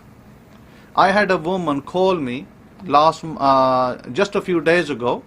This woman, basically, she's no longer in the Torah. Let me be honest with you. She's no longer in the Torah. She used to be. She's no longer there. And I can tell you that she found me all distraught and saying to me that, "Rabbi, the hurricane is coming. I'm very worried." Because, she has kids over there, grandchildren over there, and she was worried. She lives in Pensacola. And she said, "I don't know, what's going to happen." I said, "Worry about it if you are not in the Torah, and if you're not compliant to the Torah, then worry about it. If you're compliant to the Torah, why are you worried?" So I said to her, "Do not worry. This is a town of the Kohen. It will not be touched." And that's how it came. That's how it remained. As you heard it on the news, Pensacola was not even touched. The last I heard from Pensacola, that it was very light rain and light winds only. So when the Kohen speaks, this is not Kohen's words. He doesn't make them because he wants to impress you, because he wants you to, raise his name up. These are words from God himself. These are words from God directly. Golda Didi, all I can tell you for your friend who left Christ, is to let him experience the wilderness, and then later down the road, when the Master himself will reveal to him, he will return. So let him be for now. Don't try to convince him. Don't try to force him. He will come out of Judaism, because Judaism is just that, created by men. I went on the grave, would you believe? I went to the grave of the person who created Judaism in Israel. Yochanan ben Zakkai, Rabbi Yochanan ben Zakkai, I went to his grave. He created Judaism, by the way, what we call today the Talmudic Judaism. It is not scriptural. It is not what we follow. I will encourage everybody to be aware of that. So, I would suggest that you pray for your friend and you wait, and he shall return. Talmud won't give him nothing. It won't give him nothing. It won't satisfy him. It won't remove his thirst. So he will just be thirsty still. Having said that, so the key takeaways from the story of Elisha the prophet, I think we learn a lot from Elisha the prophet. Elisha the prophet is the same man who went to this woman. This woman was kind to him. She built a room for him, and then he said, you will have a son. And he raised that woman's son when he died. Elisha is that same man. And Elisha's servant, Gehazi, or maybe you pronounce it differently, Gehazi or Gehazi. Gehazi, by the way, was a very, I wouldn't say he was a wicked man, but he was a greedy man. He was a greedy servant. Even though Elisha did not want to take anything from Naaman, but he wanted to take something. He ran to him and said, give it to me, give it to me, I'll take it. And for that, Elisha said that the leprosy of Naaman will pass to him. And it passed to him. He became leprous because of his greed. So we need to learn a lot, that just because you're the servant of Elisha, and he happens to be the Kohen in the gate, the Levite, the prophet, it doesn't mean that you're going to bypass every bad thing that occurs. You're just going to bypass it. If you're not obedient, if you do the wrong things, you will have to pay the price, even if you are the servant. Now, I want to bring it to a reality for our lives and how we live. And I want to bring it back to the covenant point of Noah. Noah had been given a covenant. That covenant, for most of the people, looks like it's only about the flood, but it's actually not about the flood. It's actually about life. God was saying that I will give you life, I will give you health, and I will give you wealth, but I won't send waters to destroy you, just as I did earlier. So the covenant is about life. It's a token, it's a sign that we are to carry. So every time we see the rainbow, it reminds us of that token that God gave to Noah. And through Noah, it comes to us. And it's very important. It's a symbol. And we carry that symbol with us. And we look at that symbol. And we thank God that He is not going to destroy our country or our world, and He's going to bless us as we look to serve Him. And it is important that we understand that. Now, coming back to Elisha, we have to understand that the words of Elisha that were given to Naaman, and I want to take you back to Naaman, and I want to take you back to Halloween as well, because Halloween is around the corner, and I can tell you from what I have heard earlier in my past, is that Christians will tell you that Halloween is pagan, Halloween is this, Halloween is that, don't do this, don't do that. They will come up with all these things to deter you from taking any part in Halloween, to shun people at the doors, to children that come to your door, they'll tell you to shun them, send them away, don't give them anything. Now, let me tell you what I understand of Halloween. Halloween, from what I understand, is a mixture of Christian and some non-Christian traditions. It is a day of the dead that they hallow. Hallow means to lift up, I guess. So, they lift up the saints, and they basically, these saints that died in America, I guess, and other places, so these people, they call them hallowed days. So from hallowed days, I guess Halloween, it to be hallowed. And then you had non-Christians also celebrating it for their traditions. So really, what about the fact that children come to your door, and are you to give them sweets or to shun them away? And I wanted to give you these verses. These verses, God gave them to me this week, earlier in the week.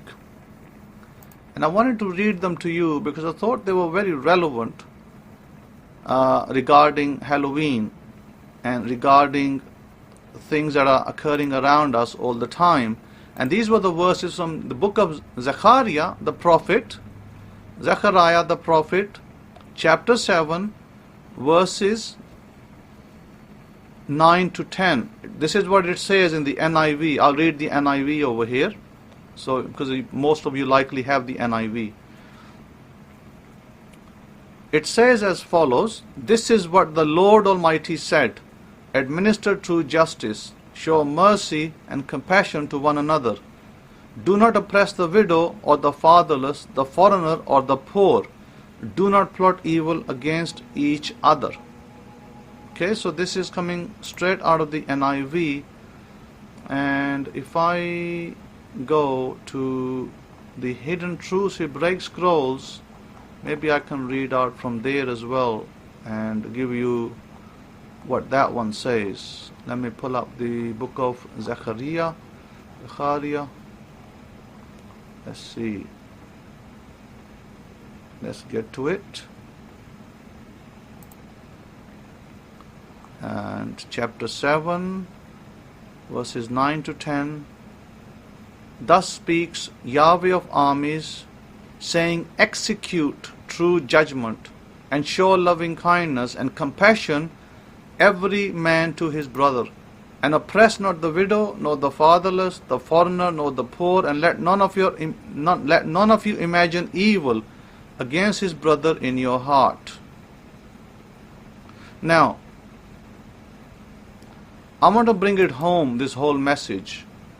Why? Because it's very important. I asked somebody who had been born in a Christian tradition.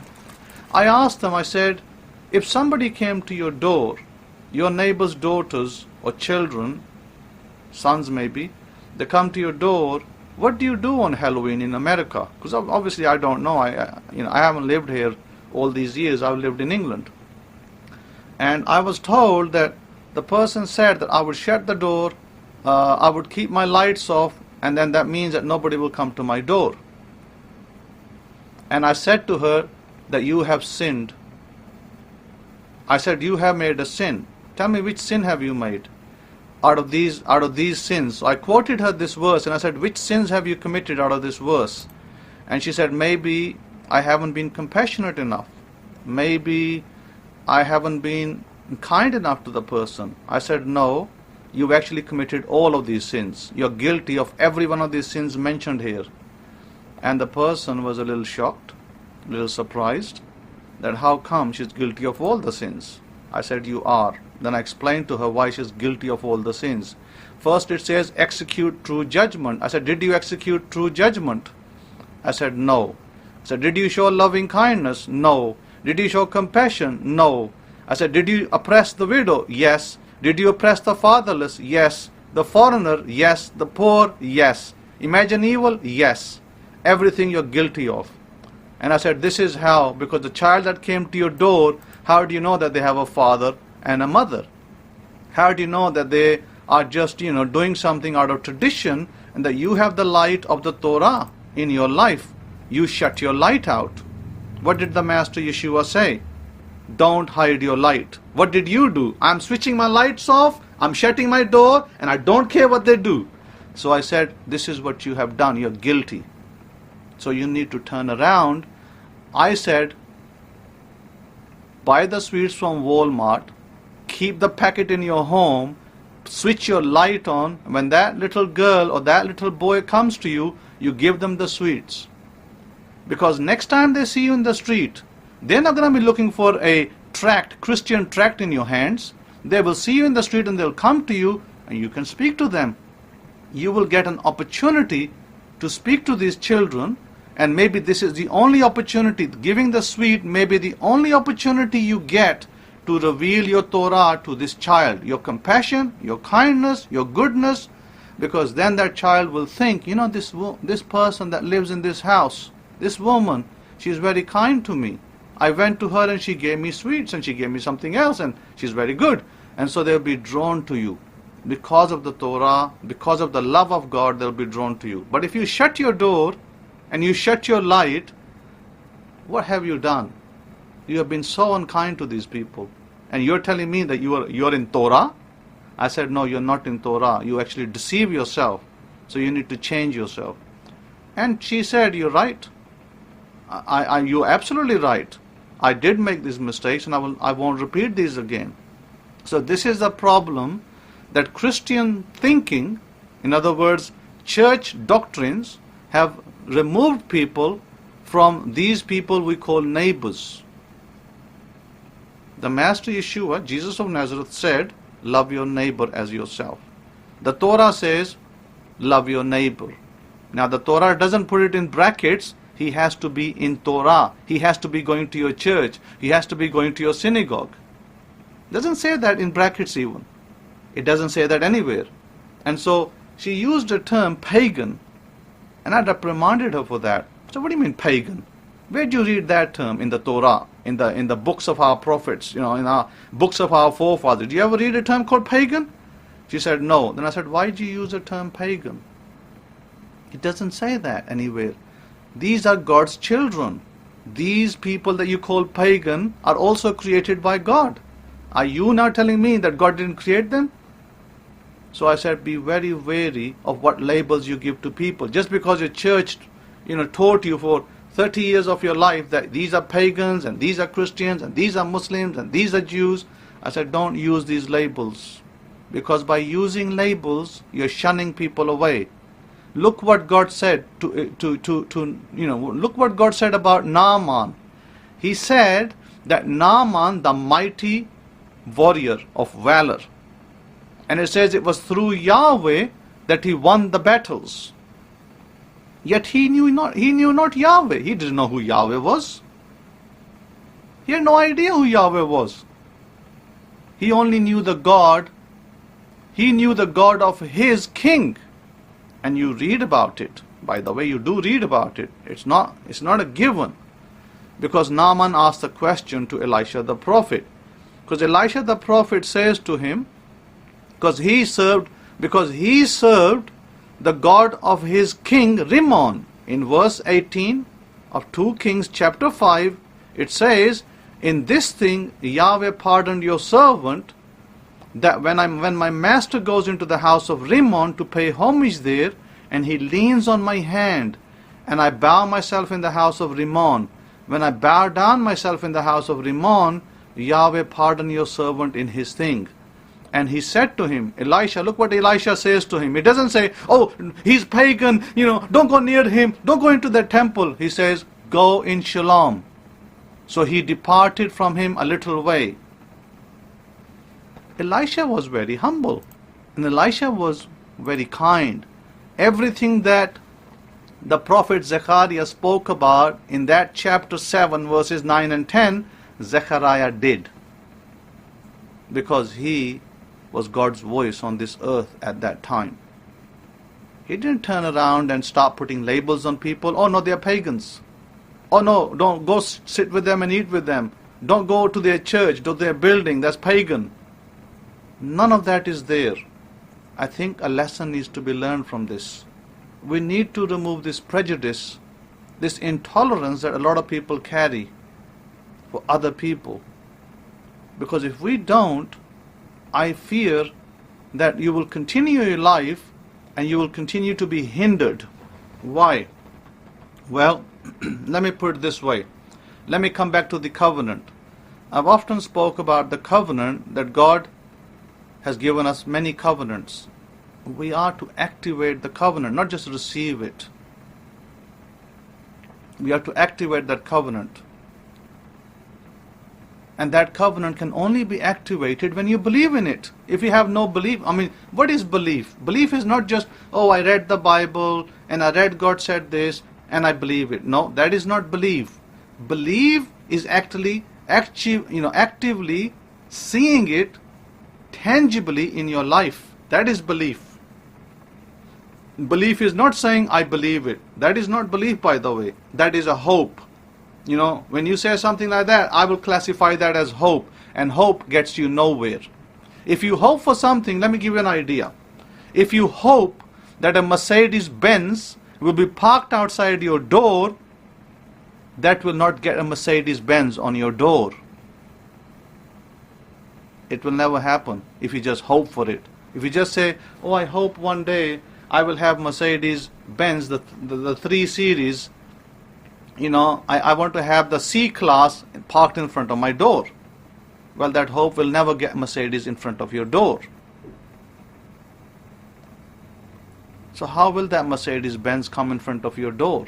Well, you'll activate the covenant, just like Rabbi Simon did at one time. Activate the covenant, and Mercedes-Benz C-Class will be given to you, not just parked at your door. Do you know who brought the Mercedes-Benz C-Class to me? A friend of mine. He brought it to me. He said, here Simon, this car is yours. You keep it. You pay me when you have the money. That's how Mercedes-Benz comes to your door, when you activate the covenant. I didn't sit there with a hope. I was in England when this happened. This is a few years ago. And I thought to myself, I need a car that is not manual, as automatic, so I can drive it and I can get from A to B. I had to go to a conference in Wales, and I just, for some strange reason, I'd slept probably wrong way in my bed at night, and I kind of pulled a nerve, I pulled a muscle at night, and my back was a little aching in the morning. I was like, I need to get to this conference, but I need my back to be healed, but I can't, drive those manual cars, keep changing the gear and the clutches and all that. And I was thinking that, and I put it before God. I said, I need a automatic car right at my door, so I can go there. And I believe it will be tangible and it will happen. And you know what? A few days later, a friend of mine from London said, I have a Mercedes and I'm selling it. Do you want it? I said, drop it to my door and just leave the keys over here. And the Mercedes popped at my door. He came to my door from London, 50 miles away. He dropped the Mercedes. He gave me the keys and he said, Simon, here are the keys. The car is yours. You pay me whenever you have the money. And the car was there. A Mercedes parked at my door alongside my other car that I had there, which was manual. And so this automatic Mercedes was parked at my door, and I took that Mercedes to the conference. It was beautiful drive. So I didn't just hope for it. I was just sitting there, oh please God, I hope it turns up. No, I said I want it. And I want the car, and I need it at my door. And I'm going to believe that it's going to park at my door, and I see it in my doorstep. And the car was there. So when the Master Yeshua, Jesus of Nazareth, says to you, believe that you've received it. He doesn't say, hope that you received it. He says, believe that you received it, see it parked at your door. And it will be at your door. And I said this to this man last month.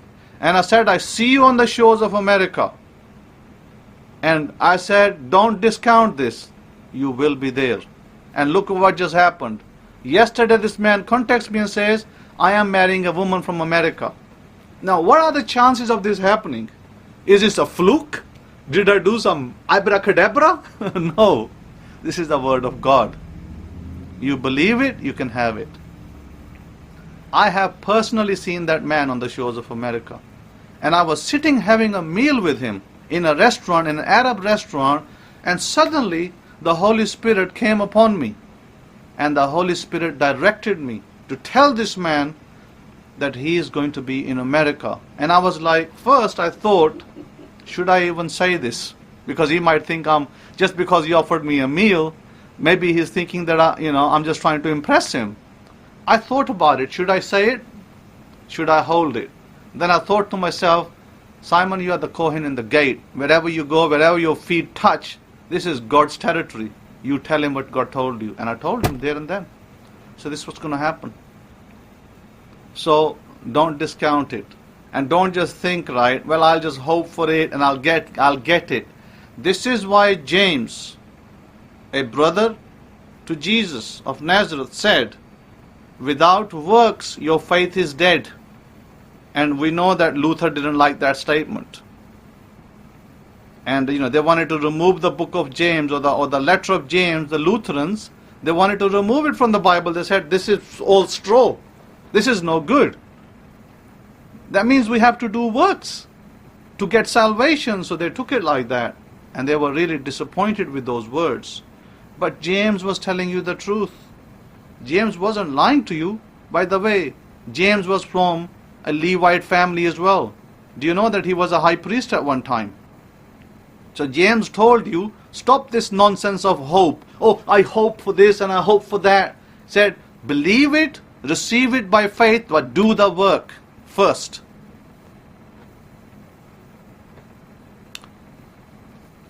Okay, I have somebody saying here, Rabbi Cohen, I often feel like the man whose son Jesus healed of an evil spirit when he exclaimed, I do believe, help me overcome my unbelief. That is correct, James, if you are saying that, that is correct, because we can end up in a situation of unbelief. Not that we don't believe, but sometimes something, some obstacle is put in our way that we have difficulty receiving it. We think that, I don't know how this is going to happen. So the person said to Jesus, help me with my unbelief. And so this is where those words come in handy. It's very important that yes, unbelief can happen. And how can unbelief happen to this man? This man, of course, who was living in Israel, he was a man who had probably been to synagogue many times. Probably he had heard Rabbi's words, and maybe that didn't happen, and he had become a little cold. He had heard of these words in the synagogues, and he became a little cold because he didn't see them happening. And so he built a little unbelief. And that can happen. Maybe you go to a church, maybe you heard a pastor speaking, and the pastor who was speaking, maybe he was, he said some things that never happened. And you became a little disdain, and you say, you know what, the pastor said these words and never came to pass. I'm not going to church again. So you stop going to church, and you then become disdain to all pastors. You say, well, all pastors are the same. I'm not going to any church now because they're all the same. They all speak words and they don't come to truth. So you basically label that one pastor's speech, for whatever reason it didn't happen, you label it to everybody else.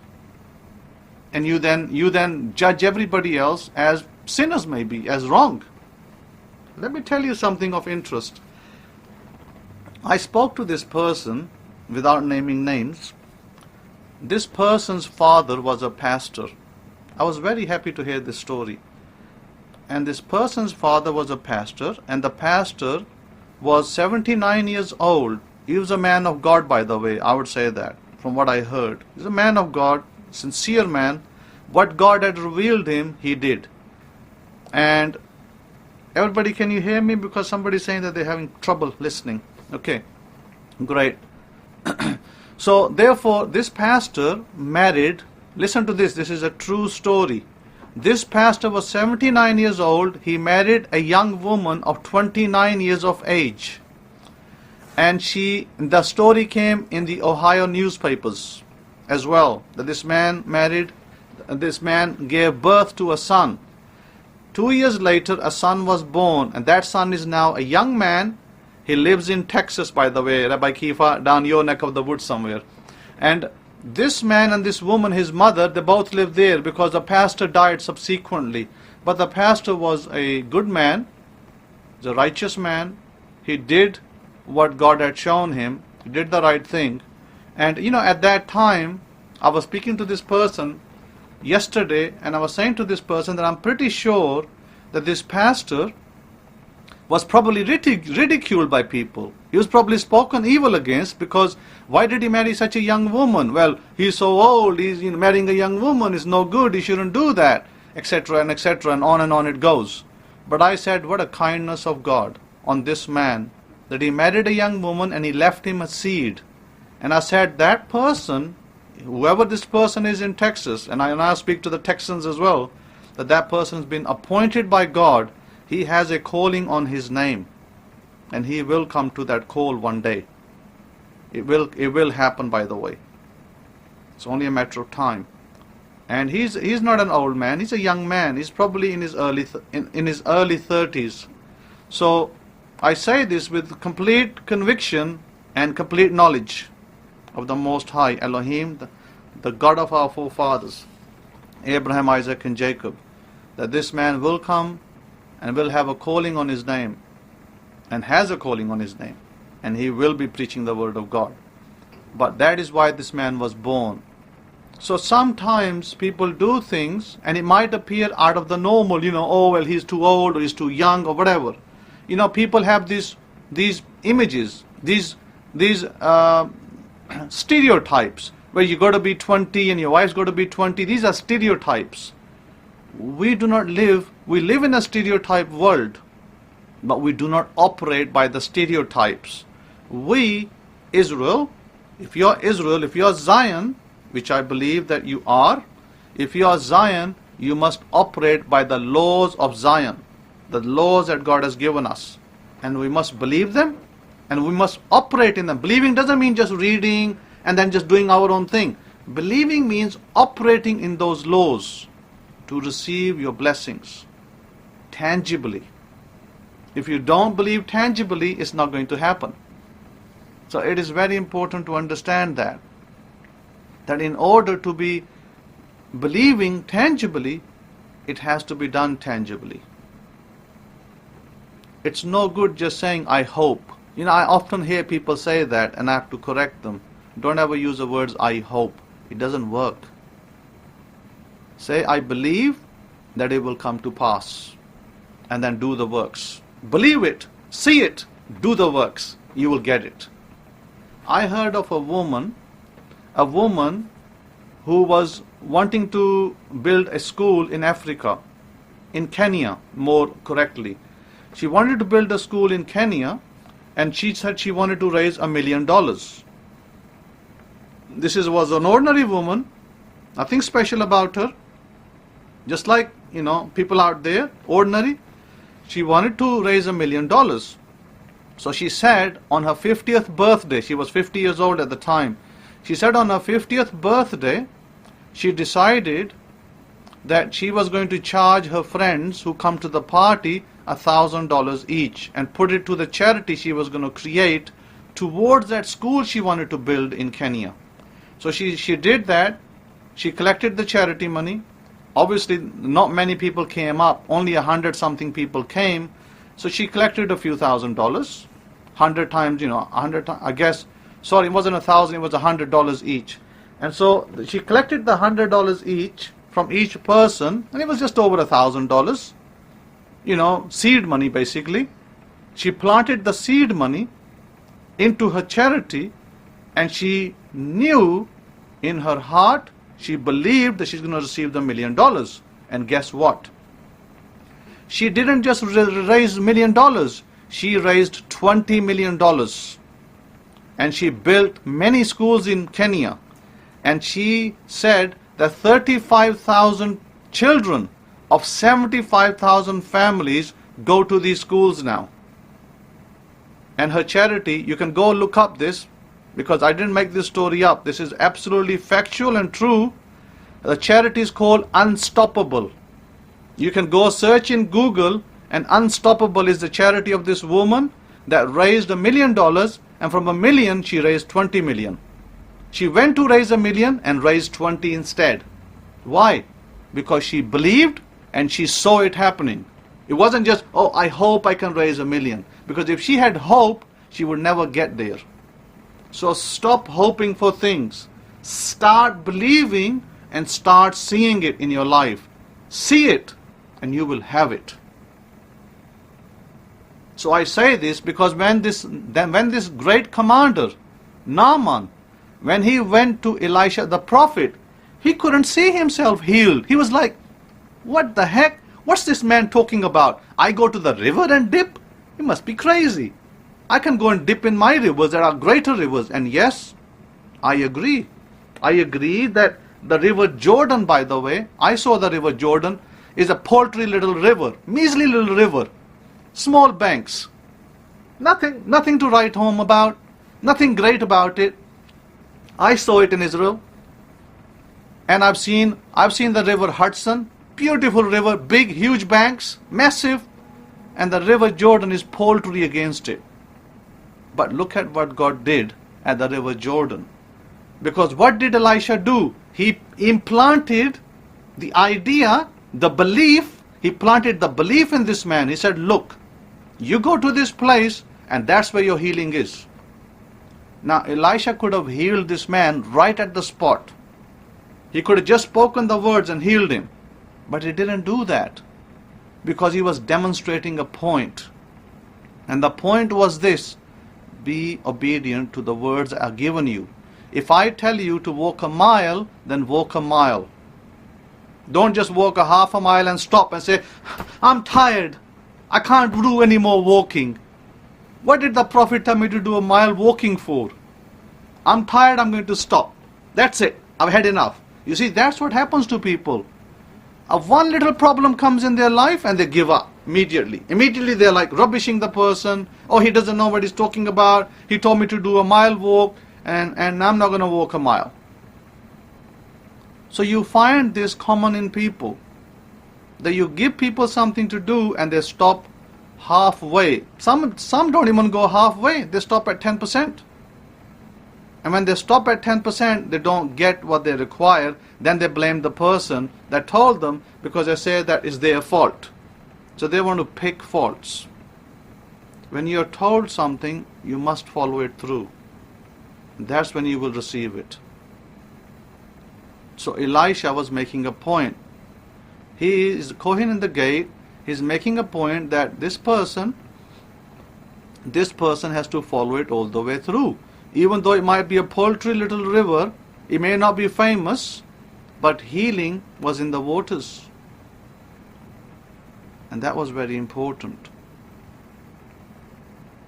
I want to relate a story of Israel to you. And I want to relate a story of disbelief. And it's appalling actually. When we read that story, some of us will be appalled by it. The amount of miracles that the God of Israel did in the midst of Israel, when God took Israel out of the Exodus, when the Exodus happened in Egypt and Israel was taken out, the amount of disbelief we see on the way is absolutely appalling. But we see it, we read about it. What were these people doing? God had implanted an idea, a real idea, not a false idea. He said, you're going to be landowners, my children. I'm going to give you lands. I'm going to give you properties. You're going to be growing stuff. You're going to be landowners. So God planted the idea, what God intended to do. But what do these guys do? What do these Israelites do? Majority of them,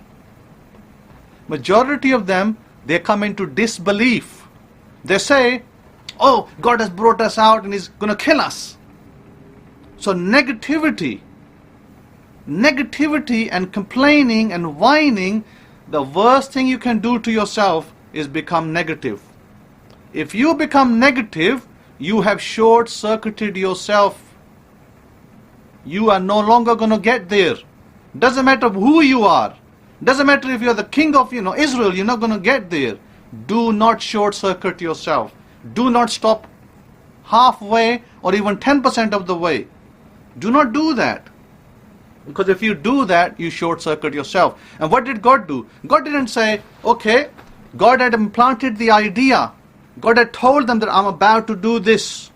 Believe what I'm going to do. Believe it. God wanted them to see it. See them cultivating the land. But what did these people do? Nope, we're not going to get there.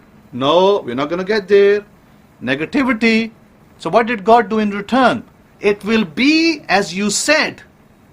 God didn't say, oh, no, please listen to me. No, God said, it will be as you said, you will not get there.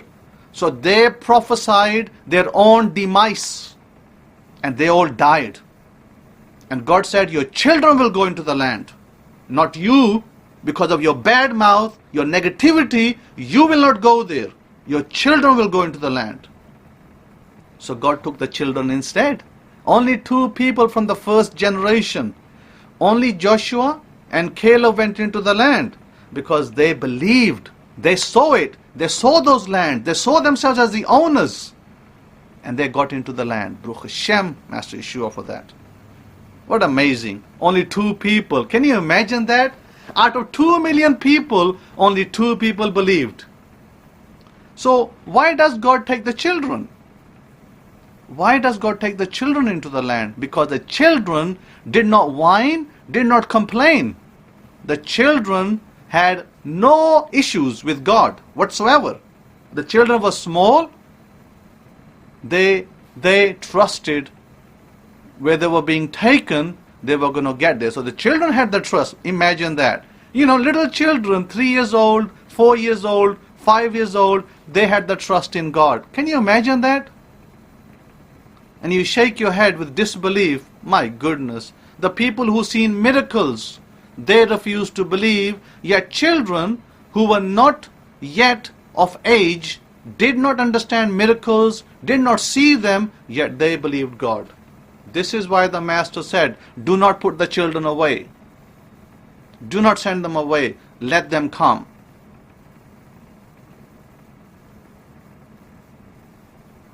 This is why it's very important to understand. This is why I said, all of you, they're going to come to Halloween, don't shut your light out.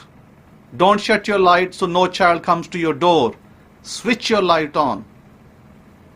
Put it on so children come to your door. Give them sweets. Show your love to them. Show the love of God that God has given you. Maybe you say a few kind words to them, and those children's lives might change forever. So you got to do that. You got to do that. Don't think my church pastor said Halloween is evil, is witchcraft, is this, is that. Don't follow that nonsense. Do what I told you. Do it.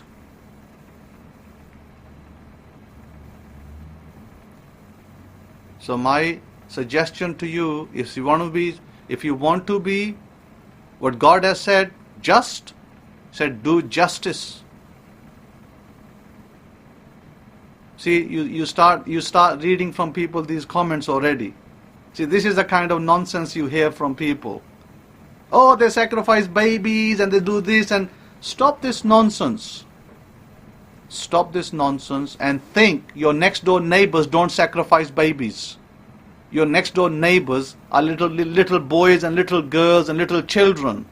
They are not witches. So stop your nonsense. I don't, for a second going to listen to this trash. You want to keep your trash to yourself, that is fine. It's not for me. So I encourage you all, Zion. If you are Zion, if you are Israel, I encourage you all to switch your lights on if you live in America. I know in Europe it's different. I don't know about France, Olivia. What do you guys do in France? In England, we don't have to, lights are on or off, the children will come. Whether your lights are on or off. But in America, I'm told the tradition is to switch your light on. So switch your light on. The Master Jesus said, switch your light on. Don't shut your light. So don't shut your light that your light is shut down and nobody can come to your door. So let people come to your door, and maybe you can give them something that will be a blessing to them. And that may be the only blessing, the only Torah that you do. Right, okay, Olivia, it's probably not a tradition down there. Yeah, it's probably not a tradition down there, but in England, the tradition in England is children just come. They just come whether your light is on or off. They just come and knock on your door. So be very kind to your neighbors. Be kind to your people, because since God doesn't call them pagan, why should I? Why should you? Don't go around saying pagan to people. Don't use words that are bad. Don't use negative words. Remove negativities from yourself, that the blessing of God may come to you, so that you don't become a hindrance to yourself and to your family. So start looking at your life today. If you've never heard this message before, I adjure you to take hold of this message. It will help you. And start turning it around. Start being kind to people. Other people who don't know God, be kind to them. Because it's your kindness that will bring God into their life. The Samaritan came to the man who was beaten down, injured in Israel, in the story of the Samaritan. But the so-called Jew, the so-called righteous man, in quotes, didn't care about that person. He could die, he could be, dead on the road. He didn't care about him. He was so religious, so upright in his mind, he didn't care about him. Don't you be like that Jewish person. So upright and so righteous that I don't care about the dead person. You have to stop as a Samaritan. You have to think, who is your neighbor? And where should you show your kindness? Show your kindness everywhere you go. Everywhere you go, show your kindness. Because kindness will attract kindness. Evil will attract evil. If you be kind to people, you will attract kindness. If you be evil to people, if you speak badly about people, you will get people speaking badly about you. But I'm going to tell you one thing. It doesn't matter whether you're made of gold, pure gold. You could be made of pure gold. Everybody's not going to love you. This is just facts on the ground. There's always going to be people who don't like you. You have to accept that. That is life. It doesn't matter. That doesn't stop you. That doesn't stop your destiny. Just because somebody don't like you, it does not stop your destiny. Just as somebody doesn't like the hidden truths, he breaks scrolls, it doesn't stop our destiny. We are Israel. We will be fully restored one day. And we are going to keep it moving. Absolutely. Baruch Hashem Yahweh. So with that, I hand it over to Rabbi Kefa. Hang in there. Chazak, be strong. Shabbat Shalom and Shalom Shalom to you.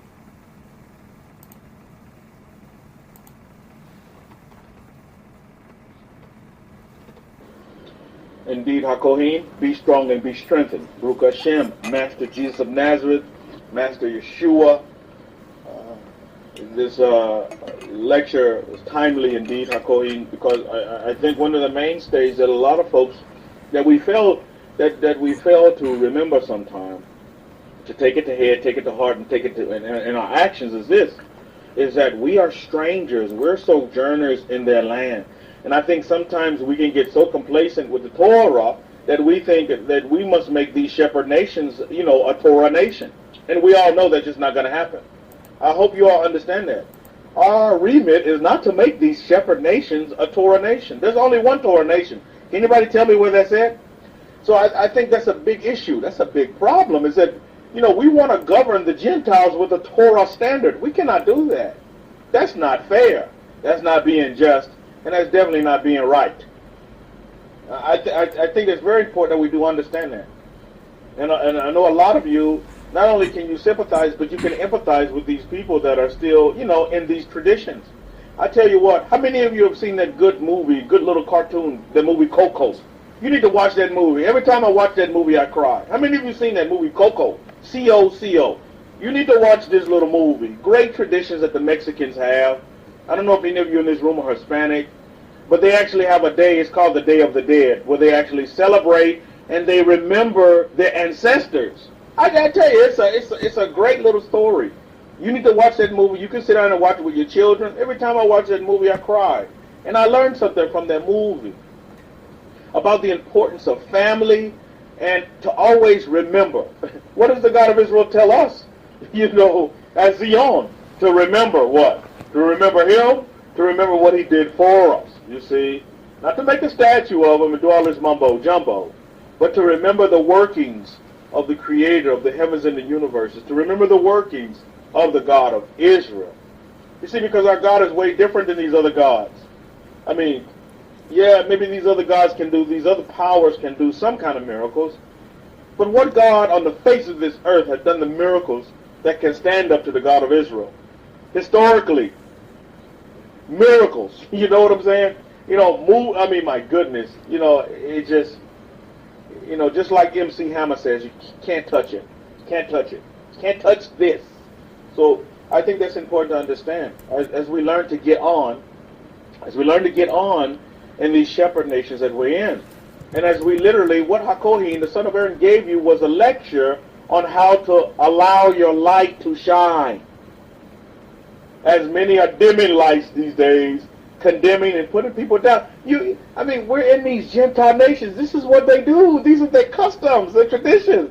Why all of you want these Gentiles to run around with ZZs on and act and to do and to obey the permissible laws of Israel? I mean, come on, man. You have to come off of this pedestal and eat a little bit more humble pie. Humble yourself. Humility. And humility, from what I see, comes in your actions and what you do. I'm telling you, yes, thank God for Jesus Christ. Indeed.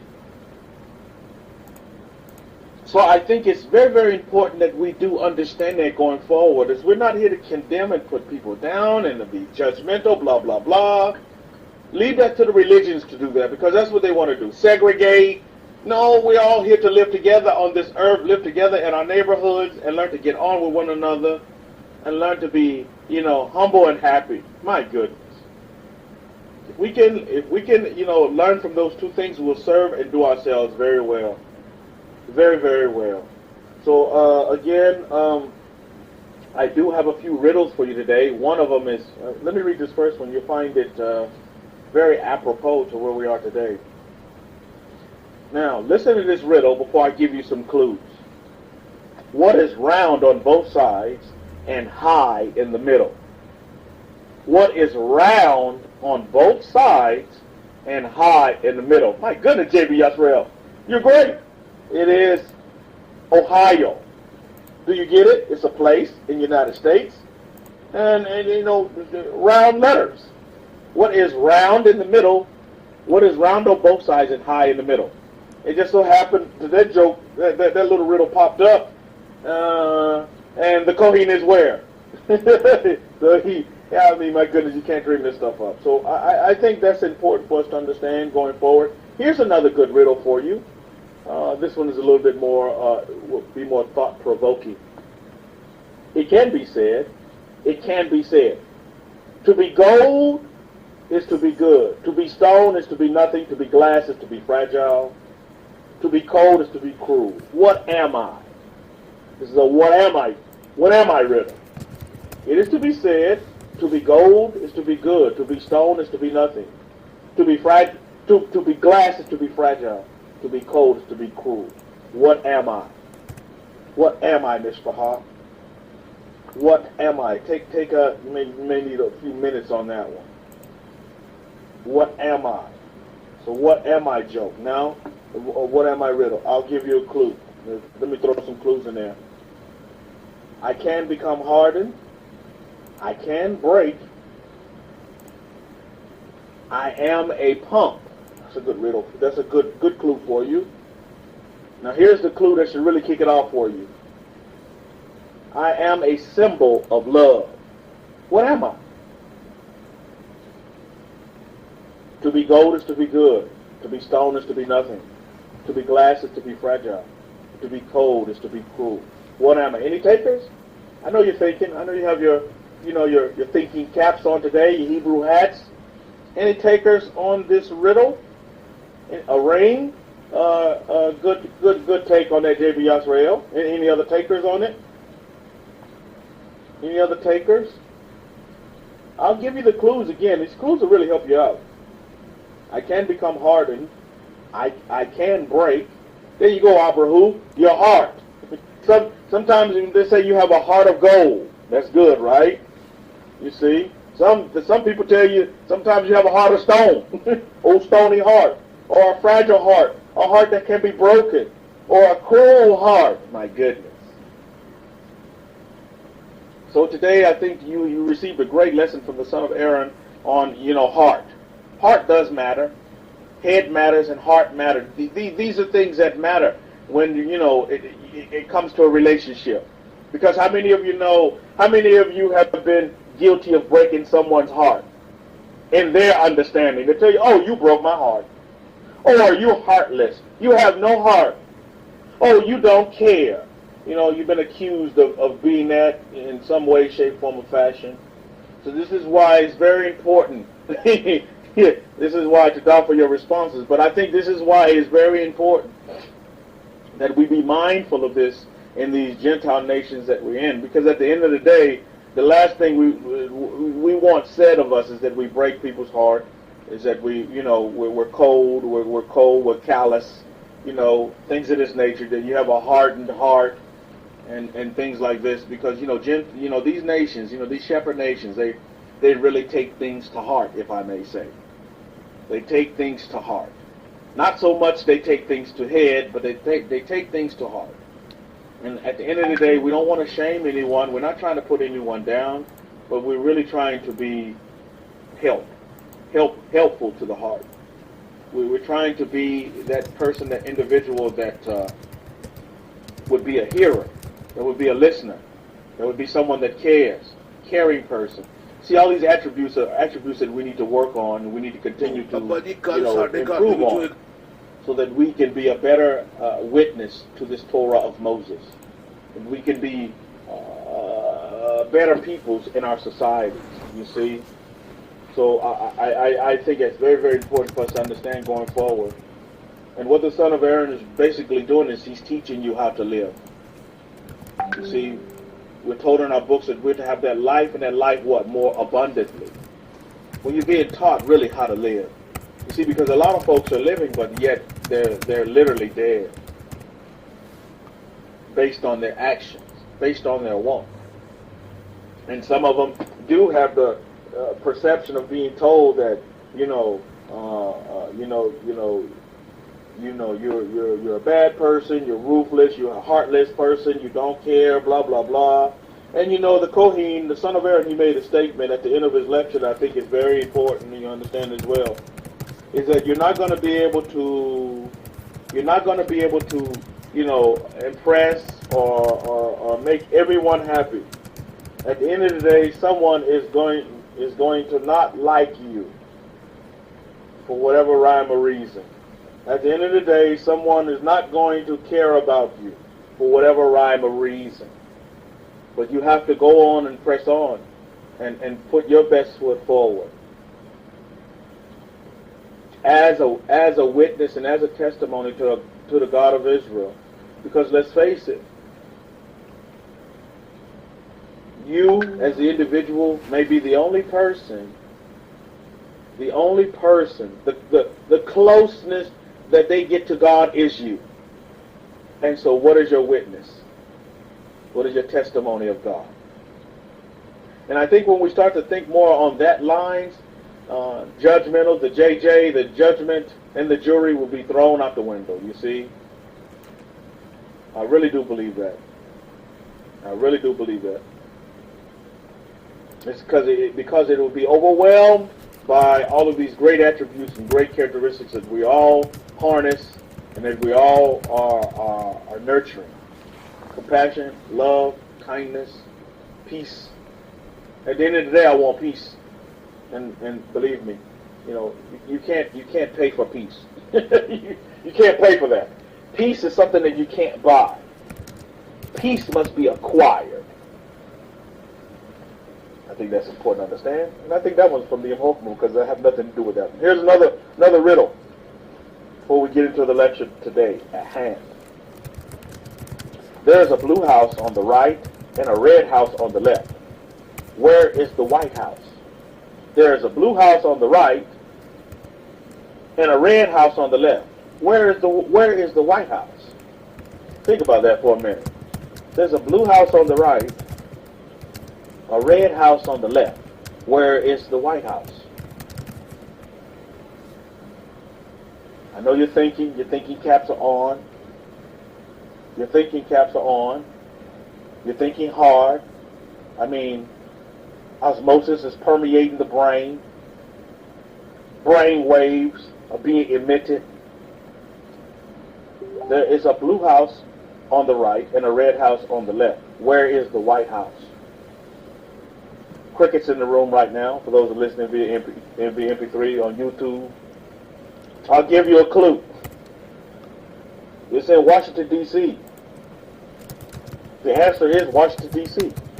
The White House is where the presidents live.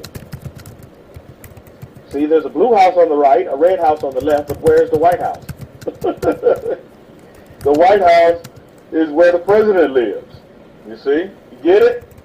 So, I think that's important to understand, even in understanding sometimes. Some people are on the... Some people are extreme right for the red, and some people are blue, extreme left.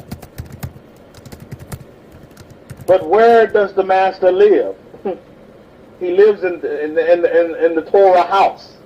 And you see, this is the situation I see with this woman. She's on the left with Paul. Or maybe she's on the right with, plural marriage. But where is the master Yeshua? Where is Jesus? He's in the house of Moses. You see? He's in the house of Moses. He is the Torah. He is in the kingdom of Torah, kingdom of the Most Highest. This is where we need to put our concern. Too many times we put our house on the right or we put our house on the left, you see? And I think that's where we do ourselves a disservice, a big disservice in doing that. A time disservice. So we have to guard against not doing that. We must guard against not doing that, Mishpachah. And we must understand what is really relevant. Is it the house on the right? Is it the house on the left? What's relevant? What's important? At the end of the day, these are questions that we need to ask ourselves. What is relevant? And then we need to stay put to what is important and what is relevant. What is real for today's time? And we let everybody play the little games. We have no time for games. For the game players, we let the Master Yeshua handle that. Fight our battles for us. We continue to press on and do what's right in the sight of God. At the same time, with a belief system that's far beyond any understanding of what you've been taught by pastors, preachers, evangelists, blah, blah, blah, blah, blah, blah, and blah, blah, blah. This is what we must understand going forward.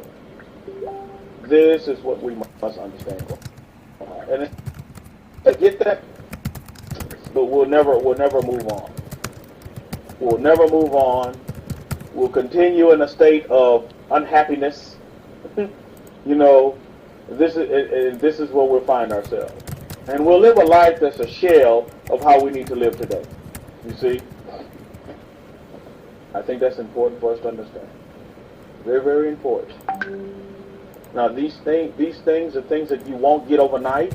You can't drive to a fast food restaurant and pick them up. This is not fast food. This is something that needs to be nurtured over time. Nurtured over time, Mishpachah. It will take time. It won't come quickly. It will take time. So I think this is very, very important for us to understand. Very, very important for us to understand going forward. So we leave these other folks to their little drama for your mama. We leave these folks to it. And we let them play their little games and do what they want to do and save them from themselves. So we continue to press on. So it's the proper house. You see, what we want to do is put ourselves in the proper house, just like you learned with this little riddle. Some houses are on the right, some houses on the left. But we want to be where? Dead center mass. We want to be in the middle. We want to be in the thick of things. I do, when it comes to serving the Creator and doing what's right in His sight. And I think that's very, very important to understand going forward. The rest, we leave them to it. Now, the question I have for you today is this question. Why did you come to this forum today? What are you here for? Why are you here in this Power Talk room right now as we speak? And I want your take because you're here for a reason. So my reasoning is to find out what your reason is and why you are here. Can you tell me why you're here today? Anyone? Any takers? Are you here because you're forced to be here? Why are you here? Are you here, come and say it, for you to be here in this Power Talk room at this time? Why are you here today? Any takers? Maybe think about it for a minute. But why are you here today? Why are you here? in this forum, in this Power Talk forum, listening to the Kohen teach, listening to the student teach, why are you here? Why are you here? Okay, Rabbi Benia says to learn. But to learn what? To learn how to use your computer, to learn technology, to learn how to be able to get onto this forum, and then what to learn what? I'm here to learn and understand. Learning to understand what? To learn also, I mean, you all are saying learn, but I mean, what are you here to learn? Specifics is important, and I think that's important for us to understand. You know, in your belief, you know, it's important for you to learn. To learn what? What do you want to learn? I mean, Rabbi Benin says, learn how to live. To give praise and honor and esteem to Master Yahweh, Master Yeshua, and to do the commandments. Okay. Okay, to be nourished by the Kohen. You see, each one of you, there is no wrong answer to this. There is no wrong answer. But the thing about it is you have to ask, the question is why are you here? And you're the only one that can answer that question. Why are you here? Why are you here? I don't know. I don't know why you're here. I don't know. I have no clue. I don't know. Let me disable this history. Yeah. There's no wrong answer, by the way. So for all of you who didn't respond, this did not have a response. It's not a trick question. It's no trick question here. I'm just trying to understand why you're here. Why do you come to this forum? And the more questions you ask, I think the better you can come to an understanding of self, who you are, what you need, how you need to get there. Lion King says, I come for spiritual food. Your message says, whoever that was hates himself. Well, I wouldn't say that, your message. Yeah? I think just people want to do whatever they want to do. You see, one thing that we don't want to be is JJ, judge and jury. We don't want to do that. We don't want to do that. We just let these people carry on while we carry on. My question to you is, Yemesia, is do you love yourself? See, that's what's relevant, that's what's important. That's reality. You see, the best way to get rid of these kind of people is just to ignore them, and then they'll eventually go away, because you don't add fuel to their little fire. You know what I mean? And I think that's important to understand. See, we don't want to be judgmental. We have to guard against that. We really, believe me, and I'm talking to you from experience. As I you know, at times I would put people in a box, and that's not fair, and not give them the opportunity. And I haven't walked one day in their shoes, so how do I know about another individual? I don't know. My grandma, she always, you know, she's an old Creole woman. She didn't speak much English, but she did say this. She always said, "Mind your business." So I'm gonna say what Grandmama said. I'm gonna mind my business. And you'll find when you mind your business, because I realize that I have a lot of business to mind. But I'm too busy, you know, worried about Tom, Dick, and Harry. And if your name is Tom, Dick, and Harry, no offense. But I'm too busy worried about everybody else that I don't mind my business. And I need to invoke my grandmother's saying to me, mind your business. Mind your business. So that's what I'm going to do. I need to mind my business, because I have a lot of business that needs tending to, right? Don't we all?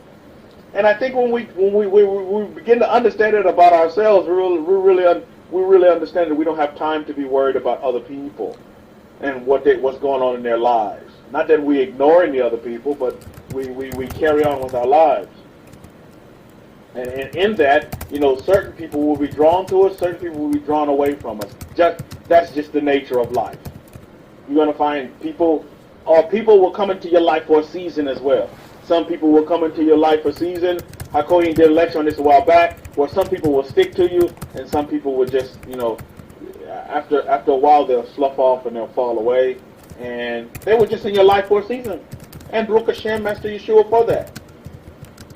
And as you learn from the Son of Aaron's lecture, is that, I'm telling you, You know, the God of Israel, the Master Yeshua, sometimes works in ways that we don't understand, that we don't comprehend. He'll work through individuals that we could not understand. And this is how sometimes we miss many blessings. It's because we don't see them coming in the way that we thought that it should come. Maybe we watch this Hollywood movie and we realize, well, the blessing going to come this way, or he's going to come in this way, or because that person wasn't wearing white, then it's not of God. Oh, because they was in this all black, then they of the devil. And you see, so you have to guard against that. And that's part of that JJ mentality that we need to let go of, judge and jury. Is we can't do that because sometimes we'll miss out on good blessings. Great blessings. You'll miss out on the pivotal thing that you needed in your life at that time, that may come from a plant animal or a dog or a person. It can come in many different ways, Mishpachah. But sometimes we miss it because we're looking for something grandiose. When what we'll see normally in real life is something minuscule, something that's been forgotten about, put on the back burner, something very small. This is where your greatest miracle will come. Your greatest, that thing that you needed in your life for that time. From the person that you thought hated you. Was the same one that gave you that word. From the person that was slandering you. Was the same one that gave you that word. You see? That word that you needed. That instruction that you needed to go forward. And when you did that, my goodness. It was a success for you. It could have been that person that don't like you. And you know they don't like you. They tell you they don't like you. But that one time, they'll come to you and tell you something, and it's just what you needed to hear for whatever particular situation you're in. So we have to have our receptacles up for that. Because we don't follow miracles. Miracles follow us, but sometimes we miss them as children of the covenants. We miss our miracles. We miss our blessings. It's because we're looking for them to come in this way that, it's just not intended to come. And it's not going to happen. I guess you can consider it unorthodox. It just doesn't happen the way you think it should happen. Well, I seen this on TV, Rabbi, that it happened this way. So, I talked to my friend Mary, and it happened for her this way. So I anticipate it's going to happen for me that same way. Well, it may not.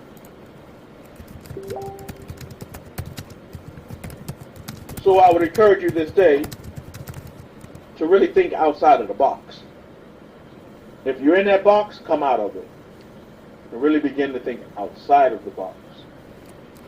And really set your mindset on this nation, on these nations that you've been. Set your mindset a little bit different, to where you can be a receptacle of peace, of kindness, of compassion,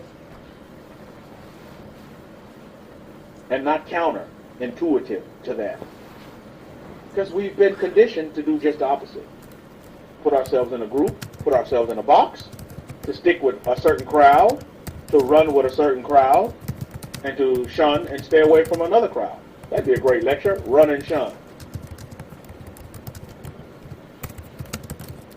But always remember Abraham. Abraham had an open door policy. Now today we're going to look at Noah. Now, another question that I have for you today. When you look at the Noah situation and what happened with Noah, what's the first thing that comes to your mind? What's the first thing that comes to your mind when you look at Noah's situation and how the God of Israel used Noah? What's the first thing that comes to your mind? Any takers on that? What's the first thing that comes to your mind? You read your Parsha, you understand the Noah story, you understand that covenant was made here during this time. What's the first thing that comes to your mind? Any takers? When we look at the Noah story, when we look at our history here, this is not some fairy tale. This is real life events on the ground. This is our history. As students of the Torah, we need to understand our history, so we can understand where we've been, so we can understand where we're going. That's just the facts on the ground. Any takers on that, Mishpahah? I know all of you may be getting in Torah mode. Lion Princess says he followed instructions. Rabbi Yosef says Noah's faithfulness and obedience to Yahweh. Preservation, Abrahu says. Shiloh, preservation. When you look at Noah's situation, what's the first thing that comes to your mind? That's the question that I'm throwing out there to you today. We're interactive here. It's not just a one-way street. The street goes both ways. That makes for better communication and a better commute when a street can go both ways. If a street can go one way, my goodness, it makes your commute may take a little longer. But this street is a two-way street. We can go up and down. And this is why, you guys ask some questions, but we can ask questions as well. Just kind of gauge and see where your understanding is and see how you think. There's no wrong answer. I would encourage you, Mishpahah, not to be shy. I don't know, maybe a lot of you don't have the keyboard, so you can text in or whatever your response is. Yael 1:10 says, an ark, a way of escape to provide for the world, but very few accepted it. Oh, that ark, yep, that's a key point. Any other takers? Anybody else want to take a shot at it before we move forward? I want to make sure I give you some opportunity here and give you what I see. Okay, let me give you what I see. You know what I see here? I see rescue. I see deliverance happening here on a major scale. This is what I see. I see rescue.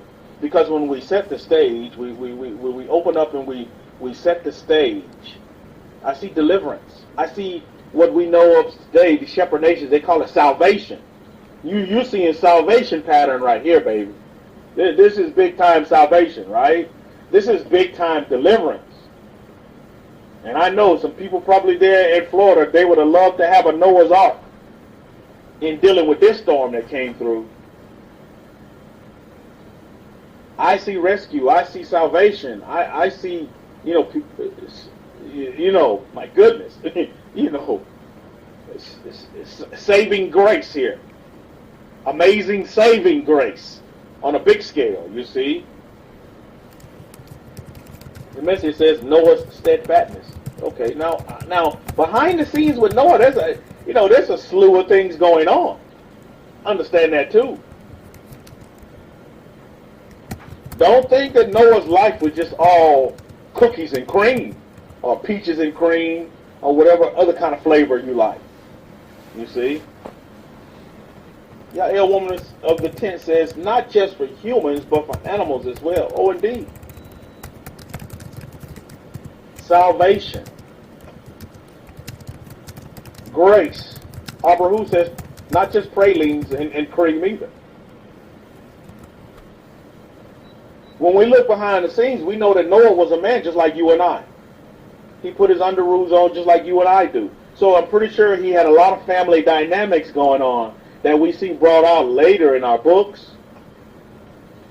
You have 3 sons here. I'm pretty sure there were some things going on there. You have a wife issue going on, and then you have the outside events going on as well. Let's set the stage here. Torah sets the stage for us. When we begin to look at Genesis, starting at chapter 6, verse 5. And then Yahweh saw the wickedness of man was great in the earth, and that every intent of the thoughts of his heart was only evil continually. My goodness. Now do you understand why we're in the nations? Now you understand why I read that riddle about the heart? You can have a heart of gold. You can have a heart that's shattered. You can have a heart that's fragile. You can have a stony heart. Look at how heavens is looking down and he's given an assessment, a judgment on the earth. Now we know what happened. Outside influences came in. The men of great name, as the Torah describes them earlier.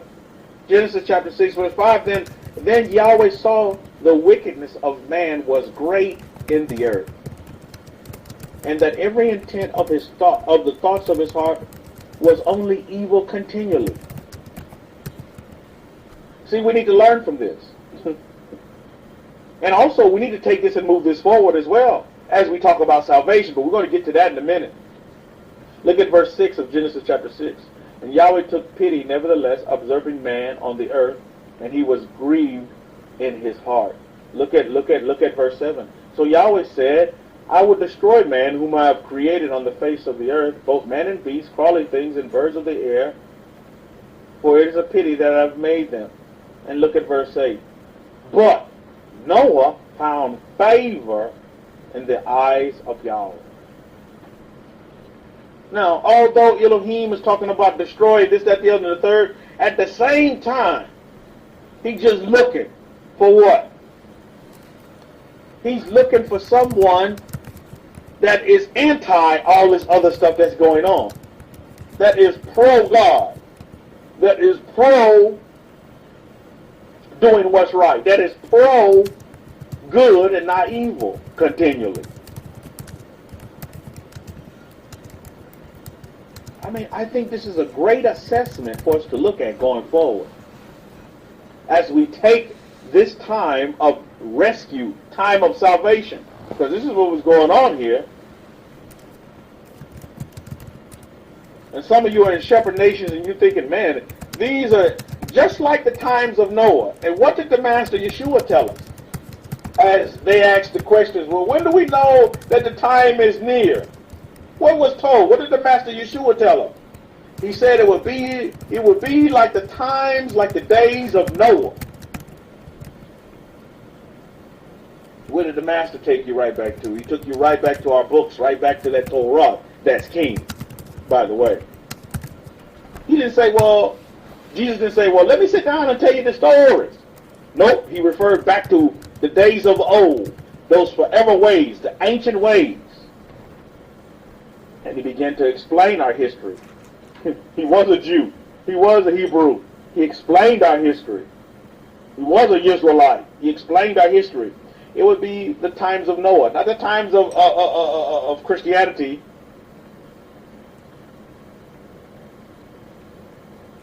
But the times, it would be like the days of Noah. So we have to look at this time and see and examine the characteristics of people during that time, so that we can develop and be polar opposite to that. You see, Genesis chapter 6 verse 5 talks about the thoughts of his heart. The thoughts of the hearts of man was only evil continually. My goodness. I can tell you right now, we're not at that stage, because I tell you what, the shepherd nation that I'm in, there are still some good men on this earth, in this nation that I'm in, trying to do great things. And Torah may be so far, the laws of Moses may be strangers to these people, you see. Shadasha for that, Rabbi Yosef Hilton. But there are still good people. How many of you know good people that may not be following Torah? There's good people in this world. There's good people in my city, San Antonio. I'm going to talk for my city, San Antonio. There's good people here. Great people, great men. Very caring, very helpful, very just great people. I guess I'm the only one with great people in my city. So men's desires today, that's why I know we're nowhere near, the end of days. Because there's still great people around us in these nations that we're dispersed. And you know what we do? We're facilitators of that greatness. Why? It's because we're caring. We leave the lights on. What's that hotel's logo? Their motto is that.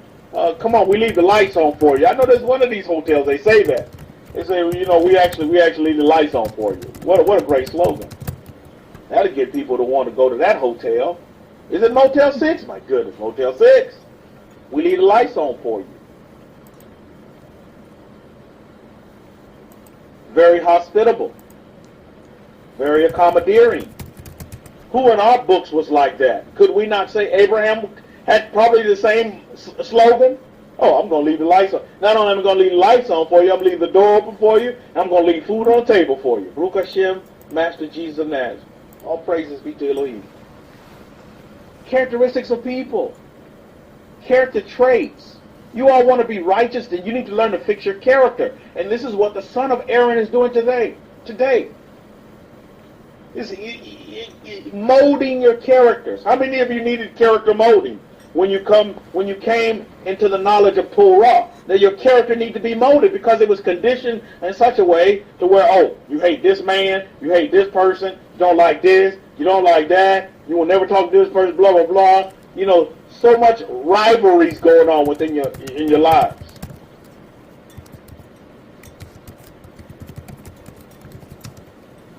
So there needs to be a point to where you allow the water to wash all that out. To give you a good cleansing. Wash all that out. I tell you, water is so important. So that you can start anew. The Christians call it born again. New birth. So you can start anew. And why do you always think we're, pray tell, called the children of Israel? It's because we need to maintain that childlike mindset. It seems like we become adults, we lose it. They tell me that all the time. Oh, Rabbi, you act like a little child. I am a child. I want to stay a child, too. See, because you get grown, and then what happens? You get the big head. Nobody can't tell you anything because you're grown. Oh, I've been on this earth a long time, Rabbi. You can't tell me nothing. You're not flexible. You can't change.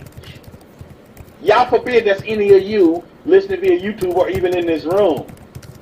You better keep that childlike mentality where you're a child.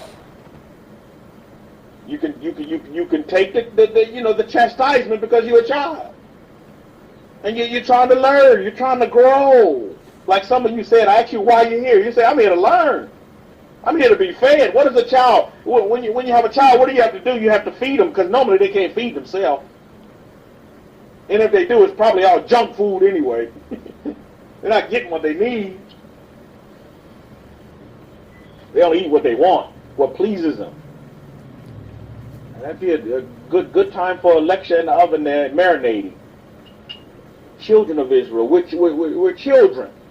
Always see yourself as that. You love to call the master father, well then you need to start acting like a child and not like a father. You're not the father.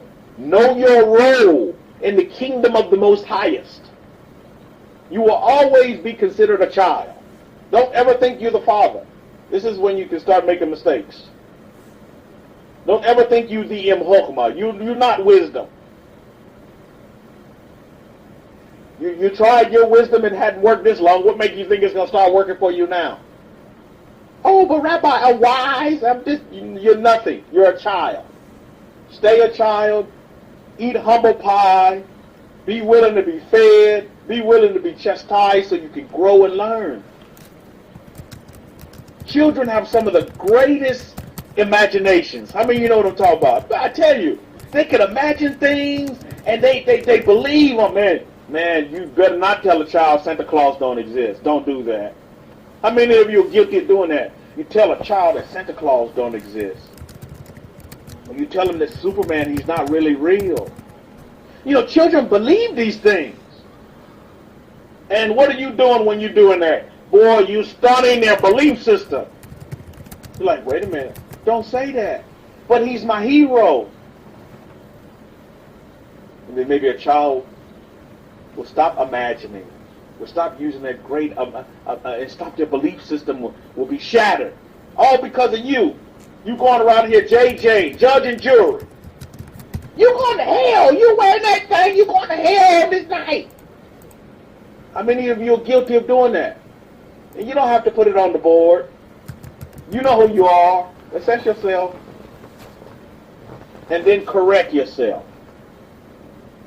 You see, always remember, you're children of Israel. You're children. And my goodness, let's not mess that point up.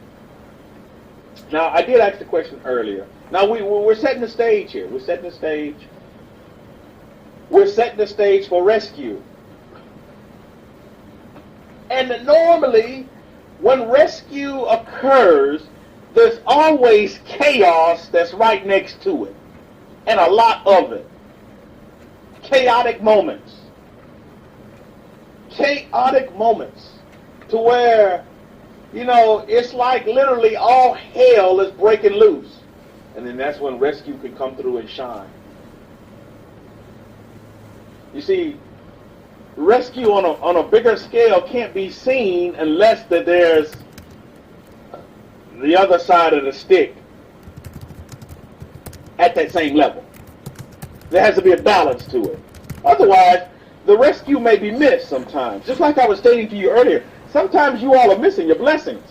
It's because they may seem so, in your mind, you're believing things to happen on such a grandiose scale, but then your blessing comes in such a calm, small way. A way that you weren't thinking. It's just a small way that you miss it.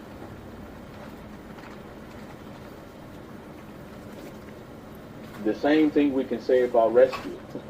I'll tell you, it's a brilliant thing. Even though that ark was a big, gigantic, humongous thing. If you can imagine 2 of all animals, not to mention the birds, because their numbers were quite higher. I think the numbers were what, 7? 7 of the birds, particular type birds. But two of all the other animals, my goodness, you literally had a zoo in a boat. And I think it was even bigger than a zoo, if you can imagine that. Because, you had 2 of all animals. You go to some zoos, they don't have all the animals in the world in them. They'll have some exotics. I know they try to pair them up in 2s, which is wise. For behavioral type situations and reproductive type situations. Because, a lot of these animals are put in zoos to really protect them from man, who's been given dominion over this earth. And sometimes, in some instances, taking advantage of that dominion and decreasing the population of animals. So we have to look at that fact. I'm a big fan of zoos. I love animals. Always have. So when you look at that, I would tell you to patronize your zoos in your local neighborhoods if you can. You can learn a lot about animals. Maybe even volunteer, help out over there as well. Be a great thing to do. Because we haven't just been given dominion over, just the human species, but over the plant and animal species as well.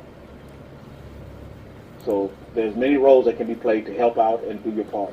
Help your community, help your society, make this world a better place at the end of the day.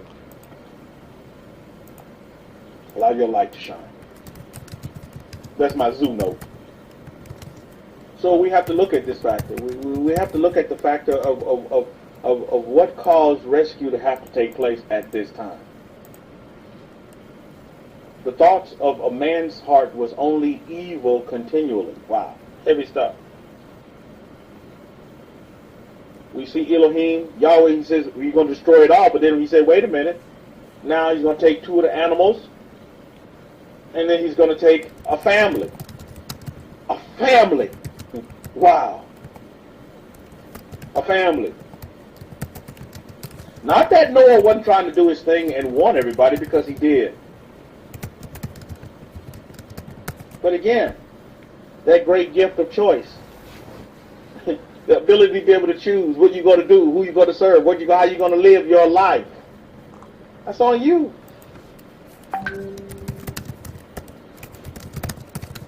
And it's not my remit to go around here chasing everybody that doesn't. If you don't want to hint to raise clothes, I'm not going to force it upon you. That's not my remit. I'm not going to do it. First you say you want it, now you don't want it. Okay, that's your choice. That's for you. You want God's voice or you don't. And I understand. Many people can't handle God's voice. I understand that.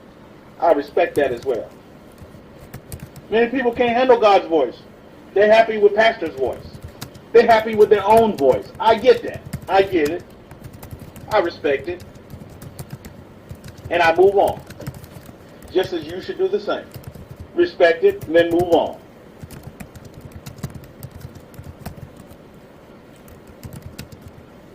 But always remember this, Mishpahah. The Most Highest, He put you in these particular nations that you're in for a reason.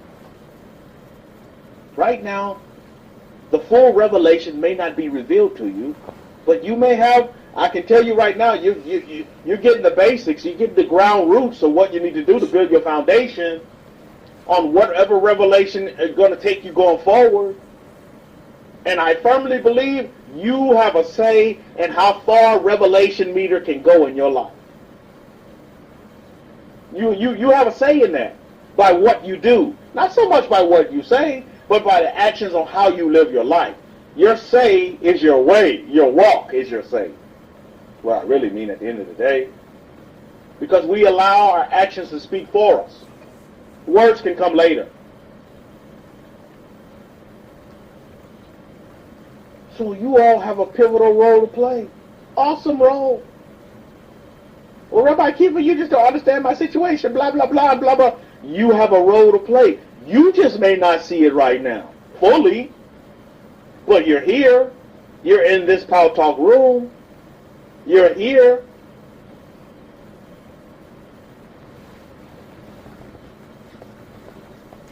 Make these nations a better place. Make these shepherd nations great. Make them great, Mishpahah. You can make a difference. You can in your world. I was watching television the other day, and every week, every month, there's this one news station. They honor the teachers in our city, and they'll select a teacher based on the responses that come into the news center. They'll get requests of all these different teachers that are doing great things with students, and they picked this one teacher, and she was on Friday. She said she was getting her award, and she said, I was brought up, I come from Mexico, I was brought up, I was an immigrant, my parents were immigrants, and my mother used to always tell me that I cannot change the world. You know what this teacher said? She said, I told my mother, I said, no, Mama, I can't change the world. One person at a time. One person at a time. You see, a lot of people, they say, well, you can't change the world because they're looking at the bigger picture. But I tell you, what this woman said was very wise. One person at a time. Yes, I can change the world. Yes, you too can change the world. It's that interaction, that relationship that you have with that one person at a time. Be it the Walmart greeter, be it the person at the grocery store, be it the person that you're in the stoplight with, and you conversing with. One person at a time. One person at a time, Mishpahah. You too can change the world. But you may be thinking, oh, Rabbi, I can't do nothing. I'm just in piddly old town, piddly old place, piddly old time. No, you need to quit thinking with the piddly mindset and see that, yes, I can change the world, Rabbi. One person at a time. Be it your neighbor, next to you, in front of you, behind you, on both sides of you. You can begin to change your world. You can. You have the tools of the Creator's government at your disposal. Now, what do you do with those tools is on you. Some people can't handle those tools. Some people request the tools, then they realize I don't want the tools, so be it. Because they think they know a better way. So be it, so be it. But I always like to leave. How many of you ever been told this before? Never burn any bridges. Or never discard the ladder. Don't ever, because you never know when you're going to need that ladder to get later on. You never burn any bridges. So see a relationship with every person that you come in contact with as a bridge. Always leave opportunity for that person to cross that bridge again. At a later date, maybe months, maybe years, maybe they never cross it. But you must always leave that avenue open for them to come to you. And don't have a closed door policy, but an open door policy. You see? That's important.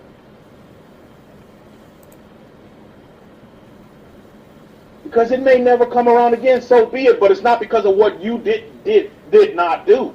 Maybe it's their part. They don't want. But always leave that door open. And sometimes that requires you eating some humble pie.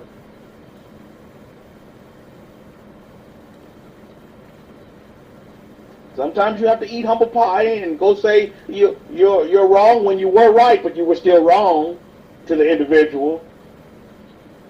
And that'll help you open that policy up, you see.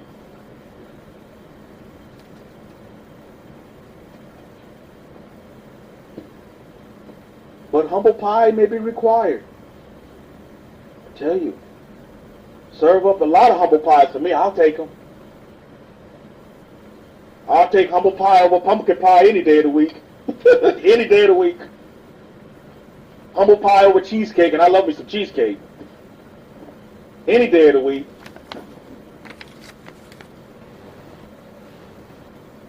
Because I understand when I eat that humble pie, you know who recognizes me? And it doesn't, you don't even have to be either way. But heavens will recognize you. That if you eating humble pie, oh, you'll be recognized by heavens. And you'll be used by heavens. This is why I tell you, there are a lot of great people in my city that are foreign to the laws of Moses. But they like eating some humble pie. They'll help you in a minute. And the God of Israel is using these people, the creator of the heavens and the universe, he's using his creation to be a benefit and a blessing to the children of the contracts and be a benefit and a blessing to the whole world over.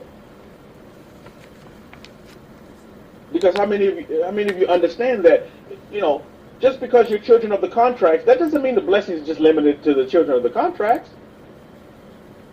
Those blessings are beneficial to the nations that you're in as well. They'll be blessed as well. Our books tell us is that those people that bless us will be blessed. What does that mean? Think about that for a minute.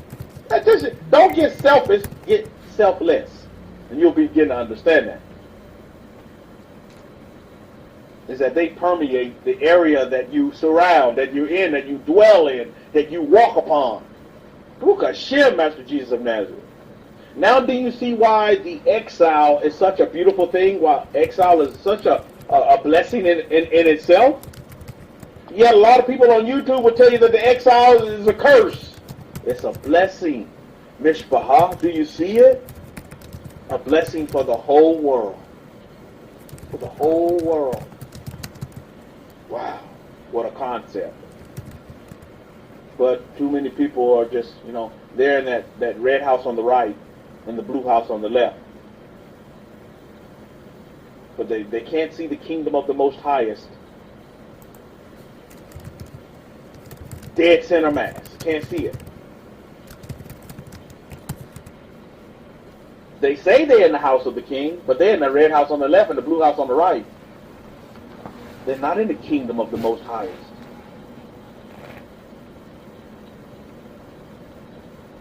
So what do? We leave them to the houses. But we always leave the door open for them to come to the house of the Most High. Always do that. But you can't do that being a recluse and being antisocial. How many of you in this room right now can say, I'm a socialite? How many of you are sociable people? You can hold a conversation with anybody. How many of you can say, I'm a socialite, Rabbi? I'm a socialite. I don't mind talking to people. I can talk to anybody. Anybody about anything, anytime, any place. I'm comfortable within myself. You see, this is what is needed. You need to be a people person. Abraham was a people person. Abraham was a people person.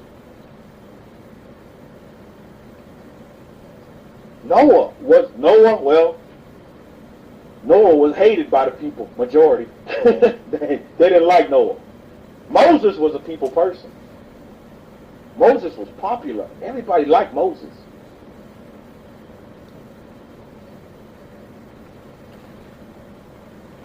Examine these things going forward. They will take you far. They will take you very far. Now let's get back into our lecture, because I think this is important stuff that we need to understand. We look at Genesis chapter 6, verse 9, and the genealogy of Noah. Again, I read from the Hidden Truth Hebraic Scrolls. If you don't have these Hidden Truth Hebraic Scrolls, please purchase them on Amazon. Add them to your library if you consider yourself a student of God. You want to learn more about God and God's Word and God's will, please. These scrolls will really help you tremendously. And this is the genealogy of Noah. Noah was a righteous man, blameless in his generations. Noah walked with Elohim. You see? Didn't say Noah prayed to Elohim. It's in your walk. You see, it's Noah's walk that talked to heavens. It's Noah's walk that is testimony of him in his Torah. It says that Noah walked with Elohim. He didn't say that Noah, the book, look, listen to what it did. It say Noah prayed to Elohim. It said Noah walked with Elohim. So what we need to do today is to be examining our walk, because see, this is what heavens recognizes. It's your walk. Not your talk. It didn't say, and Noah talked to Elohim. And they had many conversations together. No, it said Noah walked with Elohim. Because, you see, this is what Elohim recognizes, your walk. He recognizes what? Evil. He recognizes righteousness. And he recognizes your walk. This is what we are picking up here from our books. It's what Elohim, creator of the heavens and the universes, he recognizes these things. What kind of walk do you have? If you're going to believe in something, then walk it. Walk your belief. And I'm learning that from the Kohen, son of Aaron. One day I will write a book.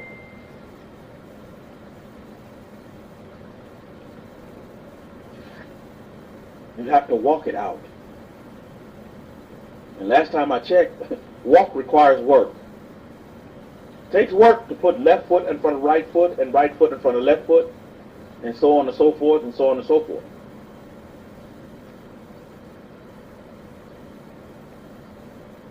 Genesis chapter 6 verse 9 tells us that Noah walked with Elohim. Look at verse 10. And Noah begot 3 sons, Shem, Ham, and Japheth. Verse 11. And the earth was corrupt before Elohim, and the earth was filled with violence. Look at what's going on here. Remember we talked about rescue? So when rescue comes in, my goodness, the other side has to be, the bad side has to be kicked up a few notches as well. The earth was filled with violence. The earth was corrupt before Elohim. Wow. Look at verse 12. So Elohim looked upon the earth, and indeed it was corrupt, for all flesh had corrupted their way on the earth. And Elohim said to Noah, the end of all flesh has come before me, and the earth is filled with violence through them. And behold, I would destroy them with the earth. Look at verse 14. This is pivotal for me. Verse 14. Listen to the instructions that Elohim gave Noah. Make yourself an ark of gopher wood. Make rooms in the ark and cover it inside and out with pitch. I'm going to stop right there. Remember we talked about rescue? Now, how is this rescue facilitated? How is this salvation facilitated? Is it like what they talk about? You're going to see these extraterrestrial aliens thingies come down and beam you up, Scotty? In the Christian faith, I was taught this. Is this how it's going to happen? We're going to be beamed up like angelic beings. We're going to be taken up. They called it, I think what it was, getting caught up. We're going to be caught up in the clouds. Now, look at the rescue that we see in our history. How is this rescue brought about? Is it brought about by some out of this world experience? Look at this now. I want you to pay very close attention to this. Ark is key, man. The first thing Elohim tells Noah, he says, hey, make yourself an ark. He said, make yourself an ark. The ark, last time I checked, didn't come ready-made. It didn't come in the Amazon box, and you're just going to glue it together, or the ark going to come in, and you're going to put some air in it, and it's going to blow up, and you have this ark with all the specifications that Elohim required of Noah. That's not how it happened, right? Pay close attention. So, the vehicle, right?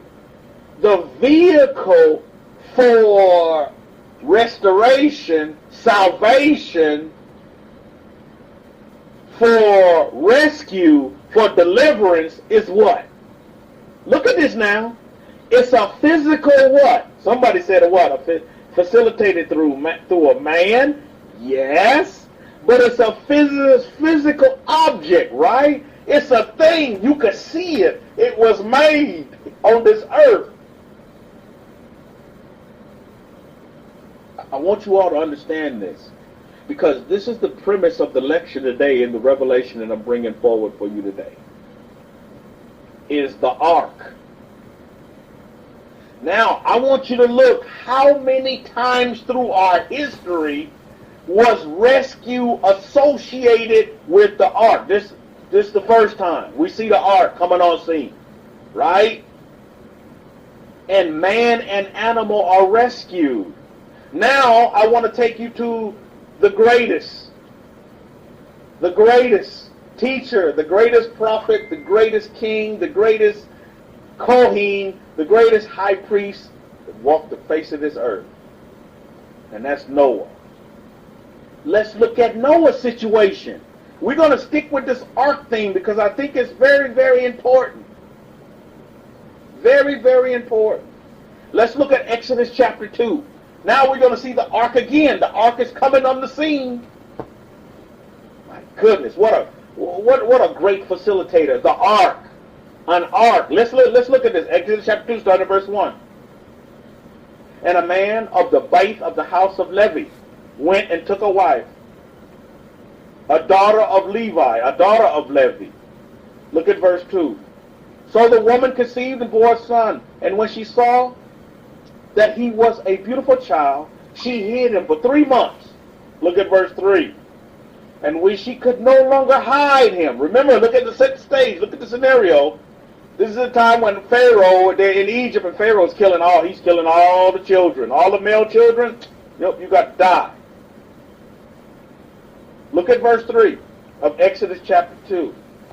And when she could no longer hide him, she took an ark of bulrush for him, dabbed it with asphalt and pitch. There goes that pitch again.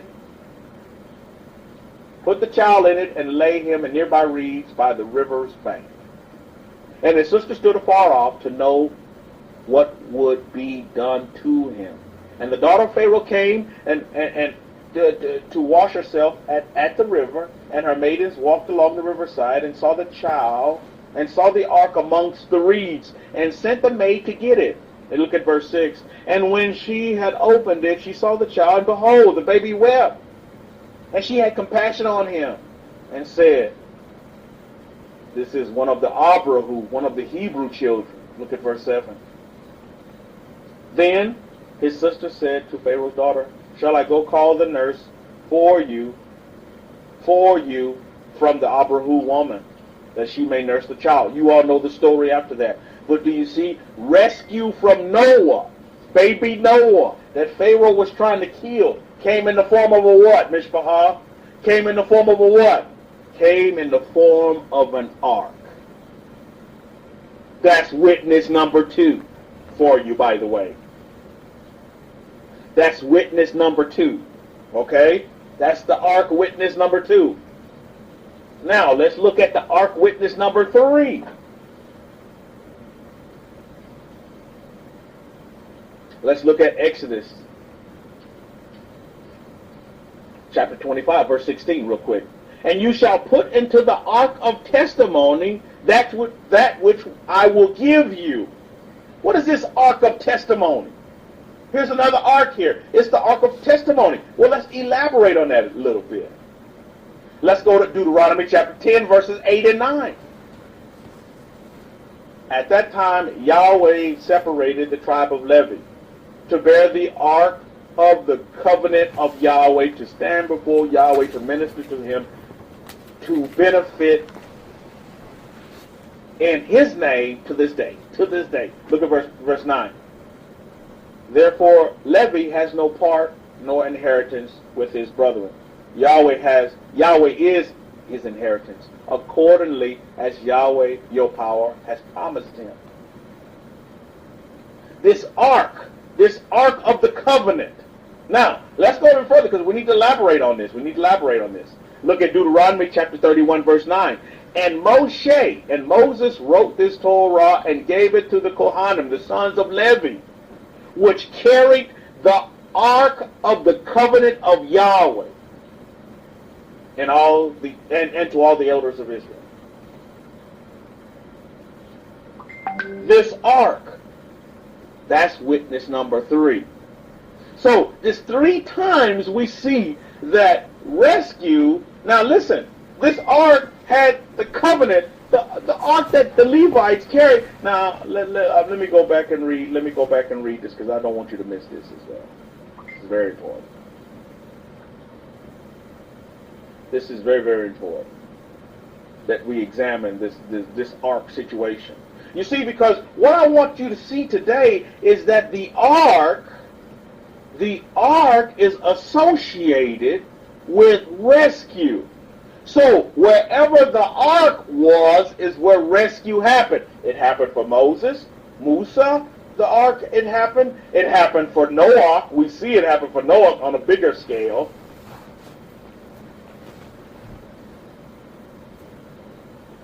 And then we see the Ark of the Covenant that was in what? The tent of meetings, the tent of appointed times. In the Holy of Holies, this thing was kept, the Ark, right?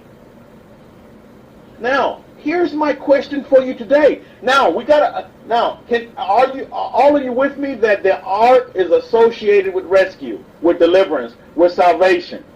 Do you all understand that point? Or do I need to hammer it home a little bit more? Do you all understand that ark and rescue they're like, you know, beans and rice. They just go together. J.B. Yasrael understands that point. Yael, woman of the tent, understands that point. To God for that. Lion King understands that very point. Now, here's my question that I have for you today. Where is the ark today? 2018. Where is the ark? Where is it? People trying to find the Ark of the Covenant, they looking for it, right? But where is the Ark today? Think about this now, because wherever the Ark is, that's where your rescue lies. I want you to understand this. This is where salvation is. It's with the Ark. And the last time I checked, in our third witness, Moses commands the Levim, commanded to carry the Ark of the Covenant of Yahweh. Well, and then look at this in Deuteronomy 31, 25 and 26. And to take the scroll of the Torah, put it inside the Ark of the Covenant of Yahweh, your power, that it may be there as a witness against you. The witness against us today is the sons of Aaron. They are witnessing against you today. With all of this other foolishness that's going on, all of this other conditioning that you've been taught over so many years, blah, blah, blah, blah, blah, blah. Well, who's on the scene today being witness and testimony against you? But many, oh no, don't talk about me, Rabbi. Don't tell me I can't do this. Don't tell me blah, blah, blah, blah, blah, blah. You can't tell me what to do. Blah, blah, blah, blah, blah, blah, blah, blah, blah. This is what they'll say. See, they're missing the point. You see, they're trying to find the physical ark, like they've been trying to find Noah's ark. I'm surprised they're not trying to find the ark that Moses was in, baby Moses.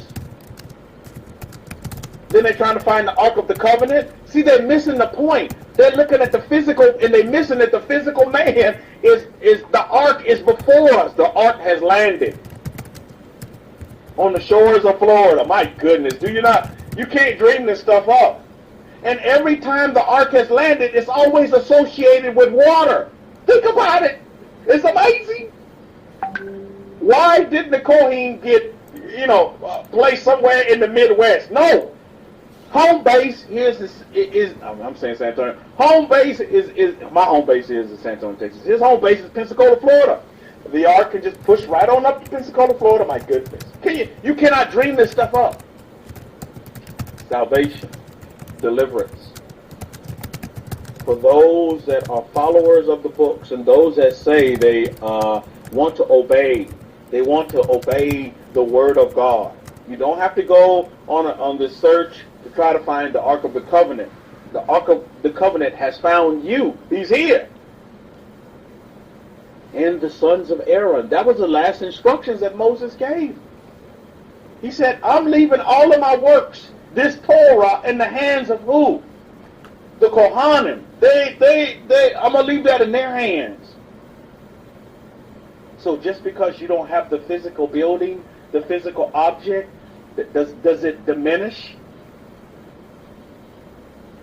Does it diminish the facts in any way, shape, form, or fashion?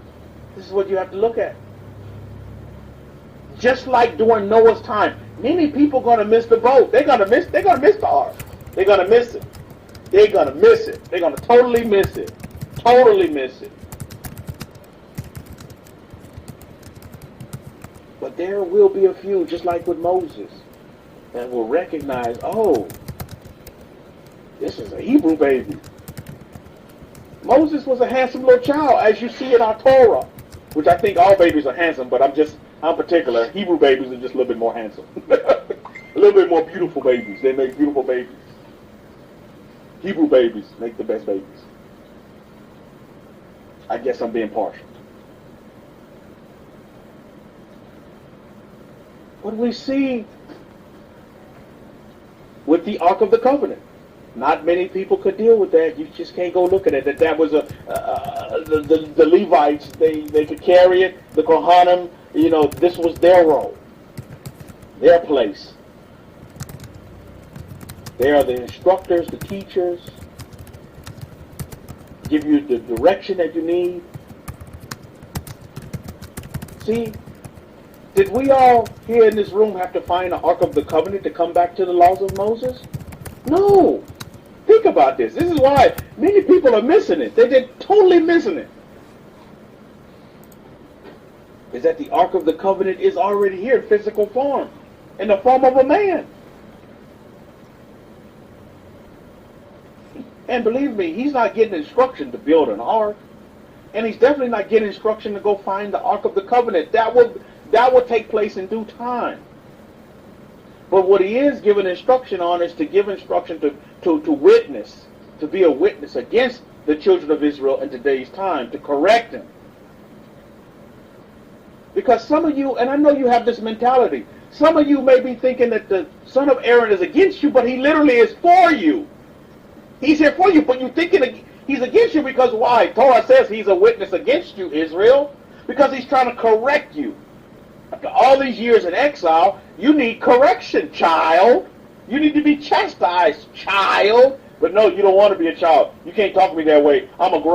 You'll say I'm a grown-ass man, I'm a grown-ass woman. That's how you think in your thinking. How am I going to let this man tell me, who is he to say, who is he, blah, blah, blah. This is what you think. And this is why you miss it. You're going to miss the ark. You're going to miss the boat. You're going to miss rescue. It's because you're missing the whole premise. And you're not looking at our history and seeing the pattern that's laid out right before you. And I'm trying to lay out something for you here with the ark. The God of Israel, Elohim, he tells Noah that he says you build an ark for yourself. Here's how the rescue is going to happen. I'm not going to come and beam me up, Scotty, and beam you up, beam your family up, and beam the animals up, and then just start anew. I'm not doing it that way. Man, you've been given dominion.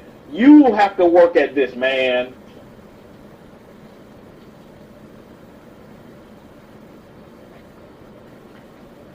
Here's the witness before you, YouTube. Here it is. The sons of Aaron are here. The ark has landed in Pensacola, Florida. Amazing, right? I don't dream this stuff up. This is just reality. Sometimes we miss it because we don't have the revelation at the time. But that ark pulled up right on the shores, the coastal shores. My goodness. Can you, I can't write a better script than this. You can't write a better script.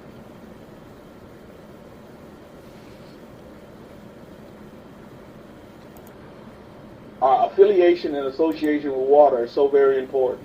It was water that saved Moses. It was water. Everybody want to talk about the destruction in the flood, but it was water that saved Noah, wasn't it? It was water. So we see both sides of the stick. How water can be a blessing, but at the same time, water can be total destruction and annihilation. That's the balance of life, man.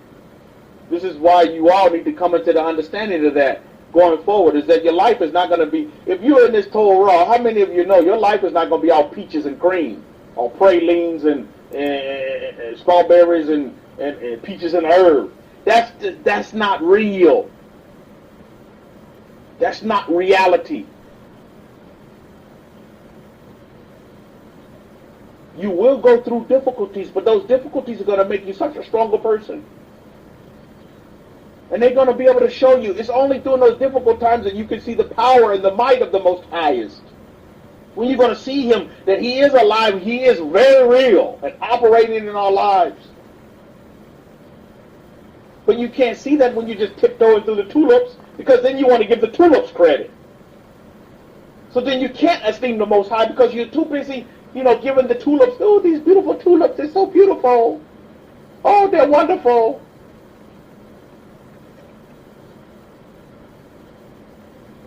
So you will go through difficult times, difficult moments, maybe not on the scale of a Kohen, believe me. My drama will never touch the scale of a Kohen, but I do get the crumbs of the drama. I do get that. But I say, Baruch Hashem, Master Jesus of Nazareth, because I've already been equipped with the tool. I got the ark, baby. I got the ark. I got the ark a phone call away. I got the ark a text message away. There's my rescue right there. It's in the sons of Aaron. Text message away. Phone call away. Now, I may not like what he says sometimes. It may not be comfortable to pack up and go to China. I mean, you just don't pack up. You just don't pack up and just go to China. But I did. I didn't understand it. I didn't understand all of it, but I did. And to this day, I'll be grateful to Kohen forever. This life in the world to come. Son of Aaron. The one I know. The one that has benefited and blessed my life. Put me on the right path. And we continue on. While people fall to the left and to the right, so be it. I'm in the house of the Most High, period. That's it.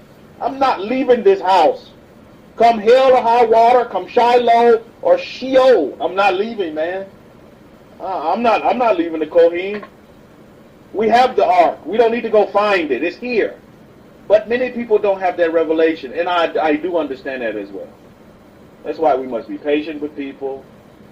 We must carry on, continue to show loving kindness and not partiality, and not say, okay, well, since you don't have this, then I can't talk to you, I can't deal with you, I can't do anything with you, because you're not of my nature. No, that's not right. That's not just, and that's definitely not fair.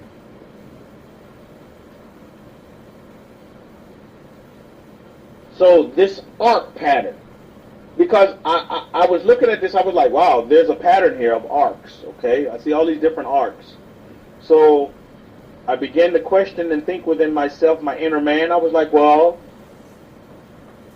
where's the ark today then? That was asked and answered already. Where is the ark today?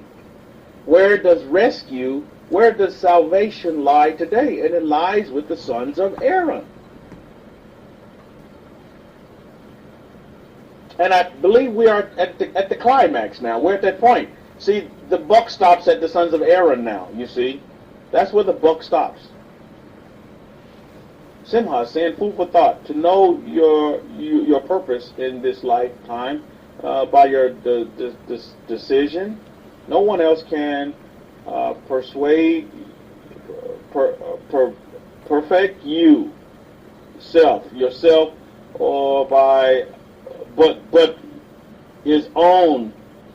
But you for your disciples of Torah, but you for your disciples of the Torah in self-correction by recognition and acceptance of your thoughts that leads to actions, that leads to behaviors that can be well be approved by the Master Creator of the heavens, of the universe, of the heavens and earth, for the heavenly government. You want the heaven host to be in awe and pleased with us as ambassadors for the heavenly kingdom of our Creator. Oh yes, indeed. To top of that, Simha. But the point is that our actions must line up. And we don't know how to do proper actions. We don't know how to walk properly. But without the ark to give us instruction, to give us guidance. But when the testament of the Most Highest, the covenants of the Most Highest, they will witness against us. Don't take it to heart. Take it as a block of instruction for you to learn. As all of you, a majority of you said in this room, you're here to learn. You're here to learn so that, of course, you can go out and do. You're not just here just learning. But you're here to learn so you can go out and practice what you learn. Put it into application. You're here to learn how to walk. No problem, Simha. We got through it. But I see your point. Definitely see your point and your premise and where you're going. So where many people falter today is that they fail to see the ark, you see. They fail to see the ark is here in living color. So obedience and being righteous, just like the Torah said, that Noah, he walked upright. He was a righteous man before Elohim. How many of you would like that witness against you in the Torah? My goodness. Noah was a good man. He was a great man. But he was a man at the end of the day, and yes, he had mistakes, he made mistakes as well. He was a man. But his thoughts continual thoughts were not to do evil, of course. And I'm pretty sure all of you in this room, that's your desire too. Continuous thoughts is not to do evil things. Well, you have to learn how to do good things, because let's face it, can we say good and evil is like relative? Isn't that relative? What one person may see as evil may be good, and what another person may see as evil as good may be evil. That's relative. You see? That's relative on one's upbringing and one's standard. But for us, our standard is the Torah. So we must be taught Torah standard. That must be taught. That instruction must be given to us so that we can begin to apply it rightly. Because Judaism will tell you they have Torah. They have the Torah. But is their Torah done rightly? Is it done the right way? According to the God standard, not according to the man standard. You see where we're going? See, so this is why it's so very important that we understand where rescue is. How many of you in this room do not want salvation? How many of you in this room do not want deliverance and listening via YouTube? I'm pretty sure all of you say, well, I mean, I'm not going to raise my hand to that one. I'm definitely not going to give you a one on that one, Rabbi, that's for sure. So if that's the case, then your question should be, well, how do I attain, how do I get rescue? What do I need to do? What are the steps? What do I need to do? I know I'm supposed to walk, you know. The Torah sees Noah's walk. Said he walked, he walked upright before Elohim. Well, how do I walk? How do I teach me how to walk so that I can walk?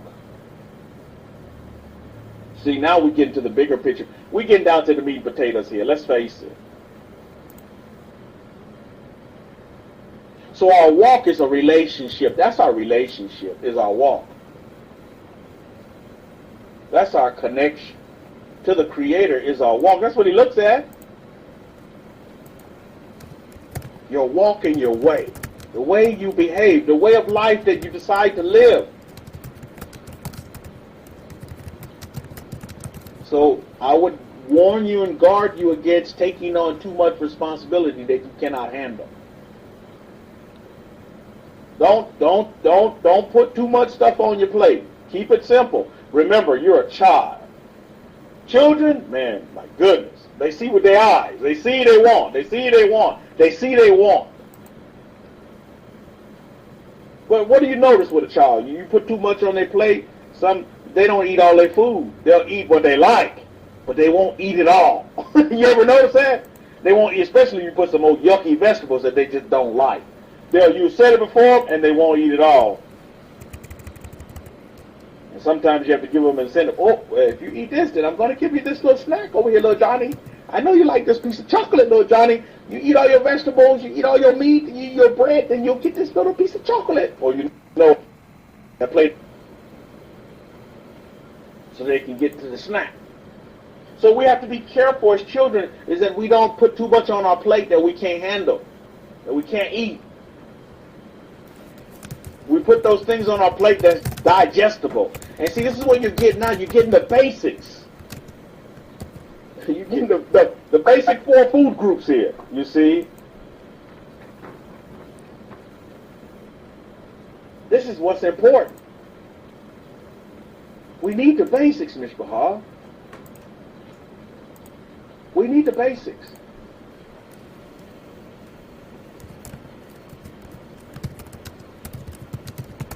It's all in how we live our lives. It's that walk.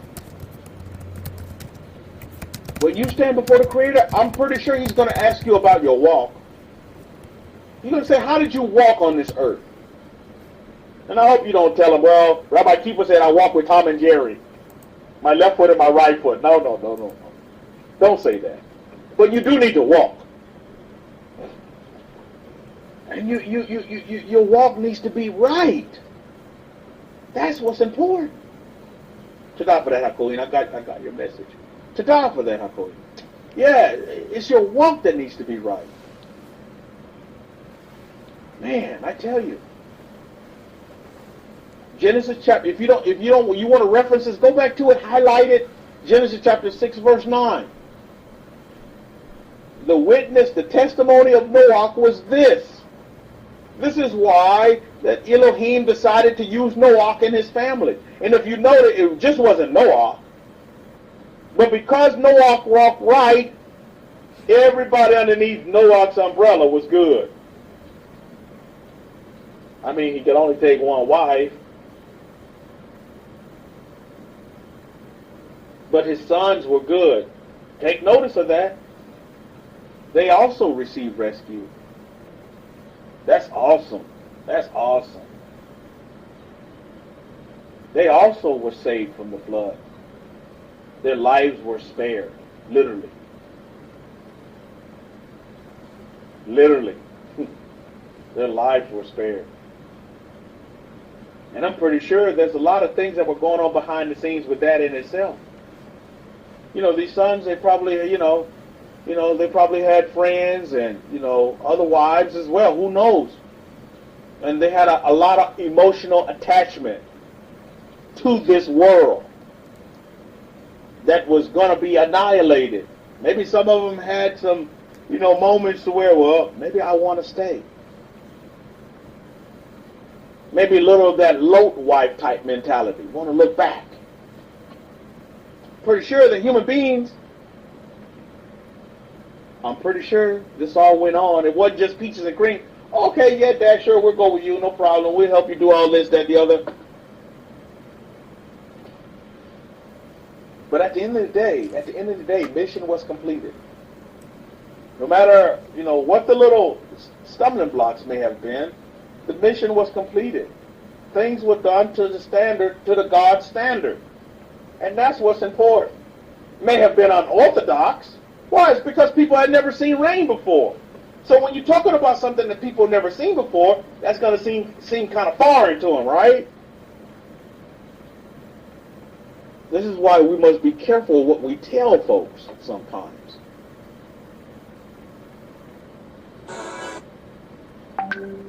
It's because a lot of the things we tell them is kind of foreign to them. All the thing we have to do is walk and live this way. Some folks are interested in things that are strange and different and not like the mainstream. So those people kind of, they'll draw to you. You're like, oh, why do you do things this way? Why do I always see you? Why do you always this? Why do you always that? Blah, blah, blah. Then you have the opportunity to be friendly, show the loving kindness of the Most Highest, and to tell them about your way of life and how you live your life, why you live your life this way. We all have a great opportunity to do great things for the God of Israel. We have a great opportunity. Don't muck it up. See your responsibility as what it really is. But know this. Know where the ark is today in 2018. Don't need help to find the ark. The ark has found us. Think about it. Look at what the God of Israel did. He brought the ark to the shores of North America. Wow. That means you must be a favored person of heavens. I say that with all humbleness. Don't say that with a haughty head. I say that eating humble pie. that you must be the favorite of the Most Highest for Him to do this. We didn't have to go find the ark. What is it? What it said? We didn't come to Plymouth Rock, but Plymouth Rock landed on us. We didn't land on Plymouth Rock, something like that. You see, the ark, we didn't have to go find the ark. The ark found us. Isn't that amazing? Baruch Hashem, Master Jesus of Nazareth. The ark found us. Now, we did find the ark in a way, because how do we find the ark? Through the hidden truth break scrolls. And I guarantee you, all of you in this room probably say that. Well, Rabbi, I found the ark through those hidden truth break scrolls. I found the ark through those YouTube videos that I saw of the Kohen, the son of Aaron, speaking forth the facts about who I really am and why I'm here on the shores of, why I'm here in North America. How did I get here? What's my purpose, But there's work to be done. There's work, there's walk in you. Don't feel like just because you're here you have arrived and your walking is done. Your walking has just begun. Oh, but Rabbi, I'm old. Oh, but Rabbi, I'm this. No excuses. Put all those excuses to the side. Put them to the side. You're in God's house now. Excuses don't matter. You're in the house of the God of the doing. Let's get it done. Let's do it. This is what I said. This is what you do. And you just do it. It's that easy. But I know we're human beings. And we have emotions and feelings and thoughts. But you must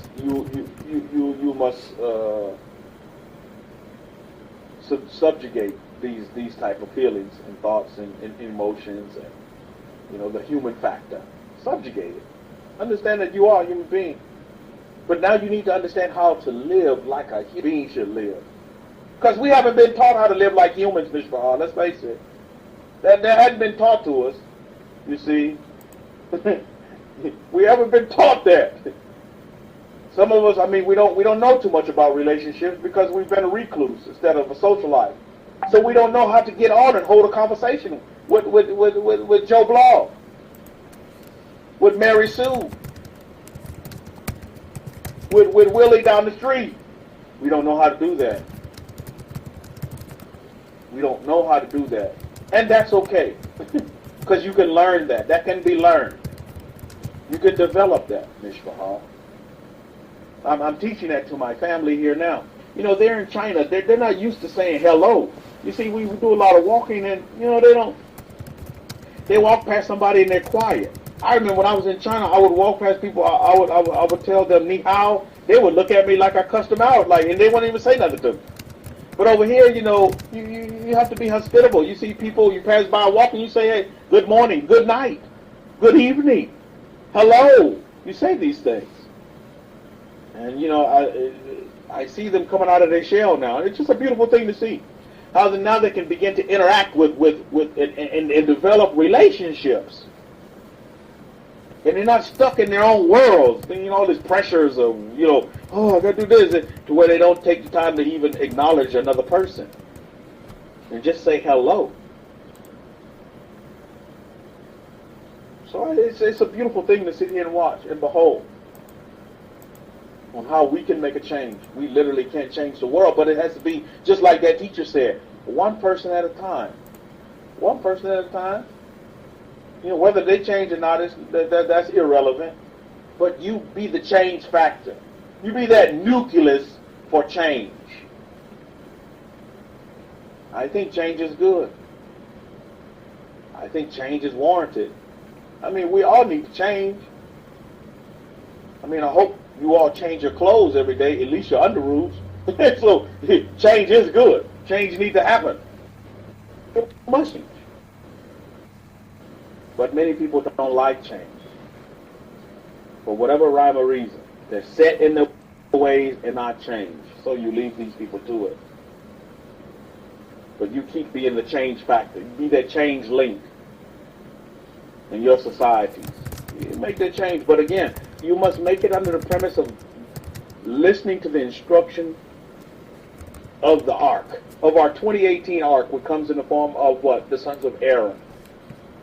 The sons of Aaron are so critical, so key.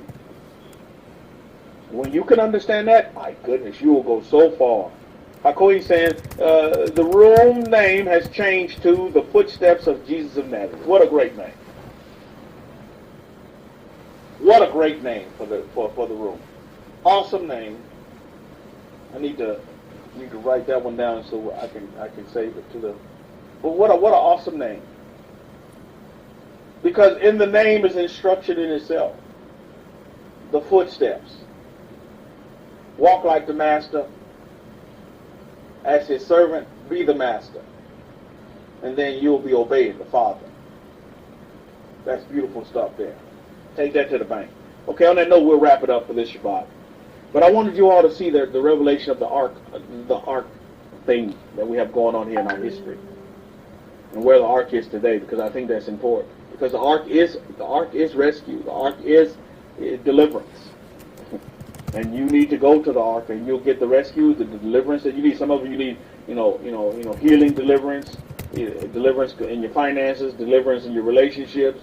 Deliverance comes in all shapes, sizes, and forms. Don't just look at it as a spiritual deliverance. Because I'm pretty sure some of you in this room will say right now, Rabbi, I need some deliverance. Today. Today I need deliverance. Just continue to walk the right way, because believe me, when you call upon the God of Israel, when you call upon the ark will hear you. You will be heard. It's not like these these little puny powers down here where you're rubbing their bellies and you get nothing from them. Oh, you will be heard. You will be heard. You will be heard, Mishpachah. Question is, are you up for the correction? Are you up for the witness that's going to be against you? Because sometimes, the majority of the time, the witness is going to be against us because we already not doing what's right. So we need to be corrected. So it may be you're going to have to go against what you think is right to begin to follow what is truly right. You see, you're living in a righteous state, and you're not living in a right standing state. Your righteous state is everything that you do is right. Regardless if it's wrong, it's still right because you're righteous. See, that's Christian 101. That's Christianity 101. They are righteous because they're right in their own sight. We did a lecture on that one a while back. Just being right in their own way, which is, what kind of right is that? What kind of right is that? So, put it into practice. Do what's right. Get proper instruction for yourselves. If you don't know what to do, believe me, the Kohen is an email away. The son of Aaron is just an email away. You don't have to go far with all this technology that we have out here today. You really don't have to go far. Take it to head, take it to heart, and more importantly, put it in your walk, and you'll go far. On that note, we'll wrap it up. We'll leave it open for any questions. If anybody has any questions, any concerns, please feel free to ask them at this time. And I'll turn it back over to the Kohen, the son of Aaron, the Ark of the Covenant. You're going to hear from him, and you have heard from him today. Shabbat shalom to all of you, Mishpah. Have a wonderful Shabbat. Shalom shalom to you across the pond as well. Oliver, vive la France. Shabbat shalom, Mishpah. Yeah, Toda for that, Rabbi Kefa. I don't know why there were several people that were marked as restricted. Not sure why that happened. But anyhow, I've removed those restrictions. If any of you were restricted, that's been removed, and hopefully you should be now able to, send text messages, etc. The room name is going to be changed to In the Footsteps of Jesus of Nazareth. This is exactly what we're trying to do and trying to follow. So, to the best of our ability, I think other than the fact that unless you have any questions, I'll leave it at that for this week. Follow the instructions and obey God, and you shall do well. Toda, Shabbat Shalom, and Shalom Shalom.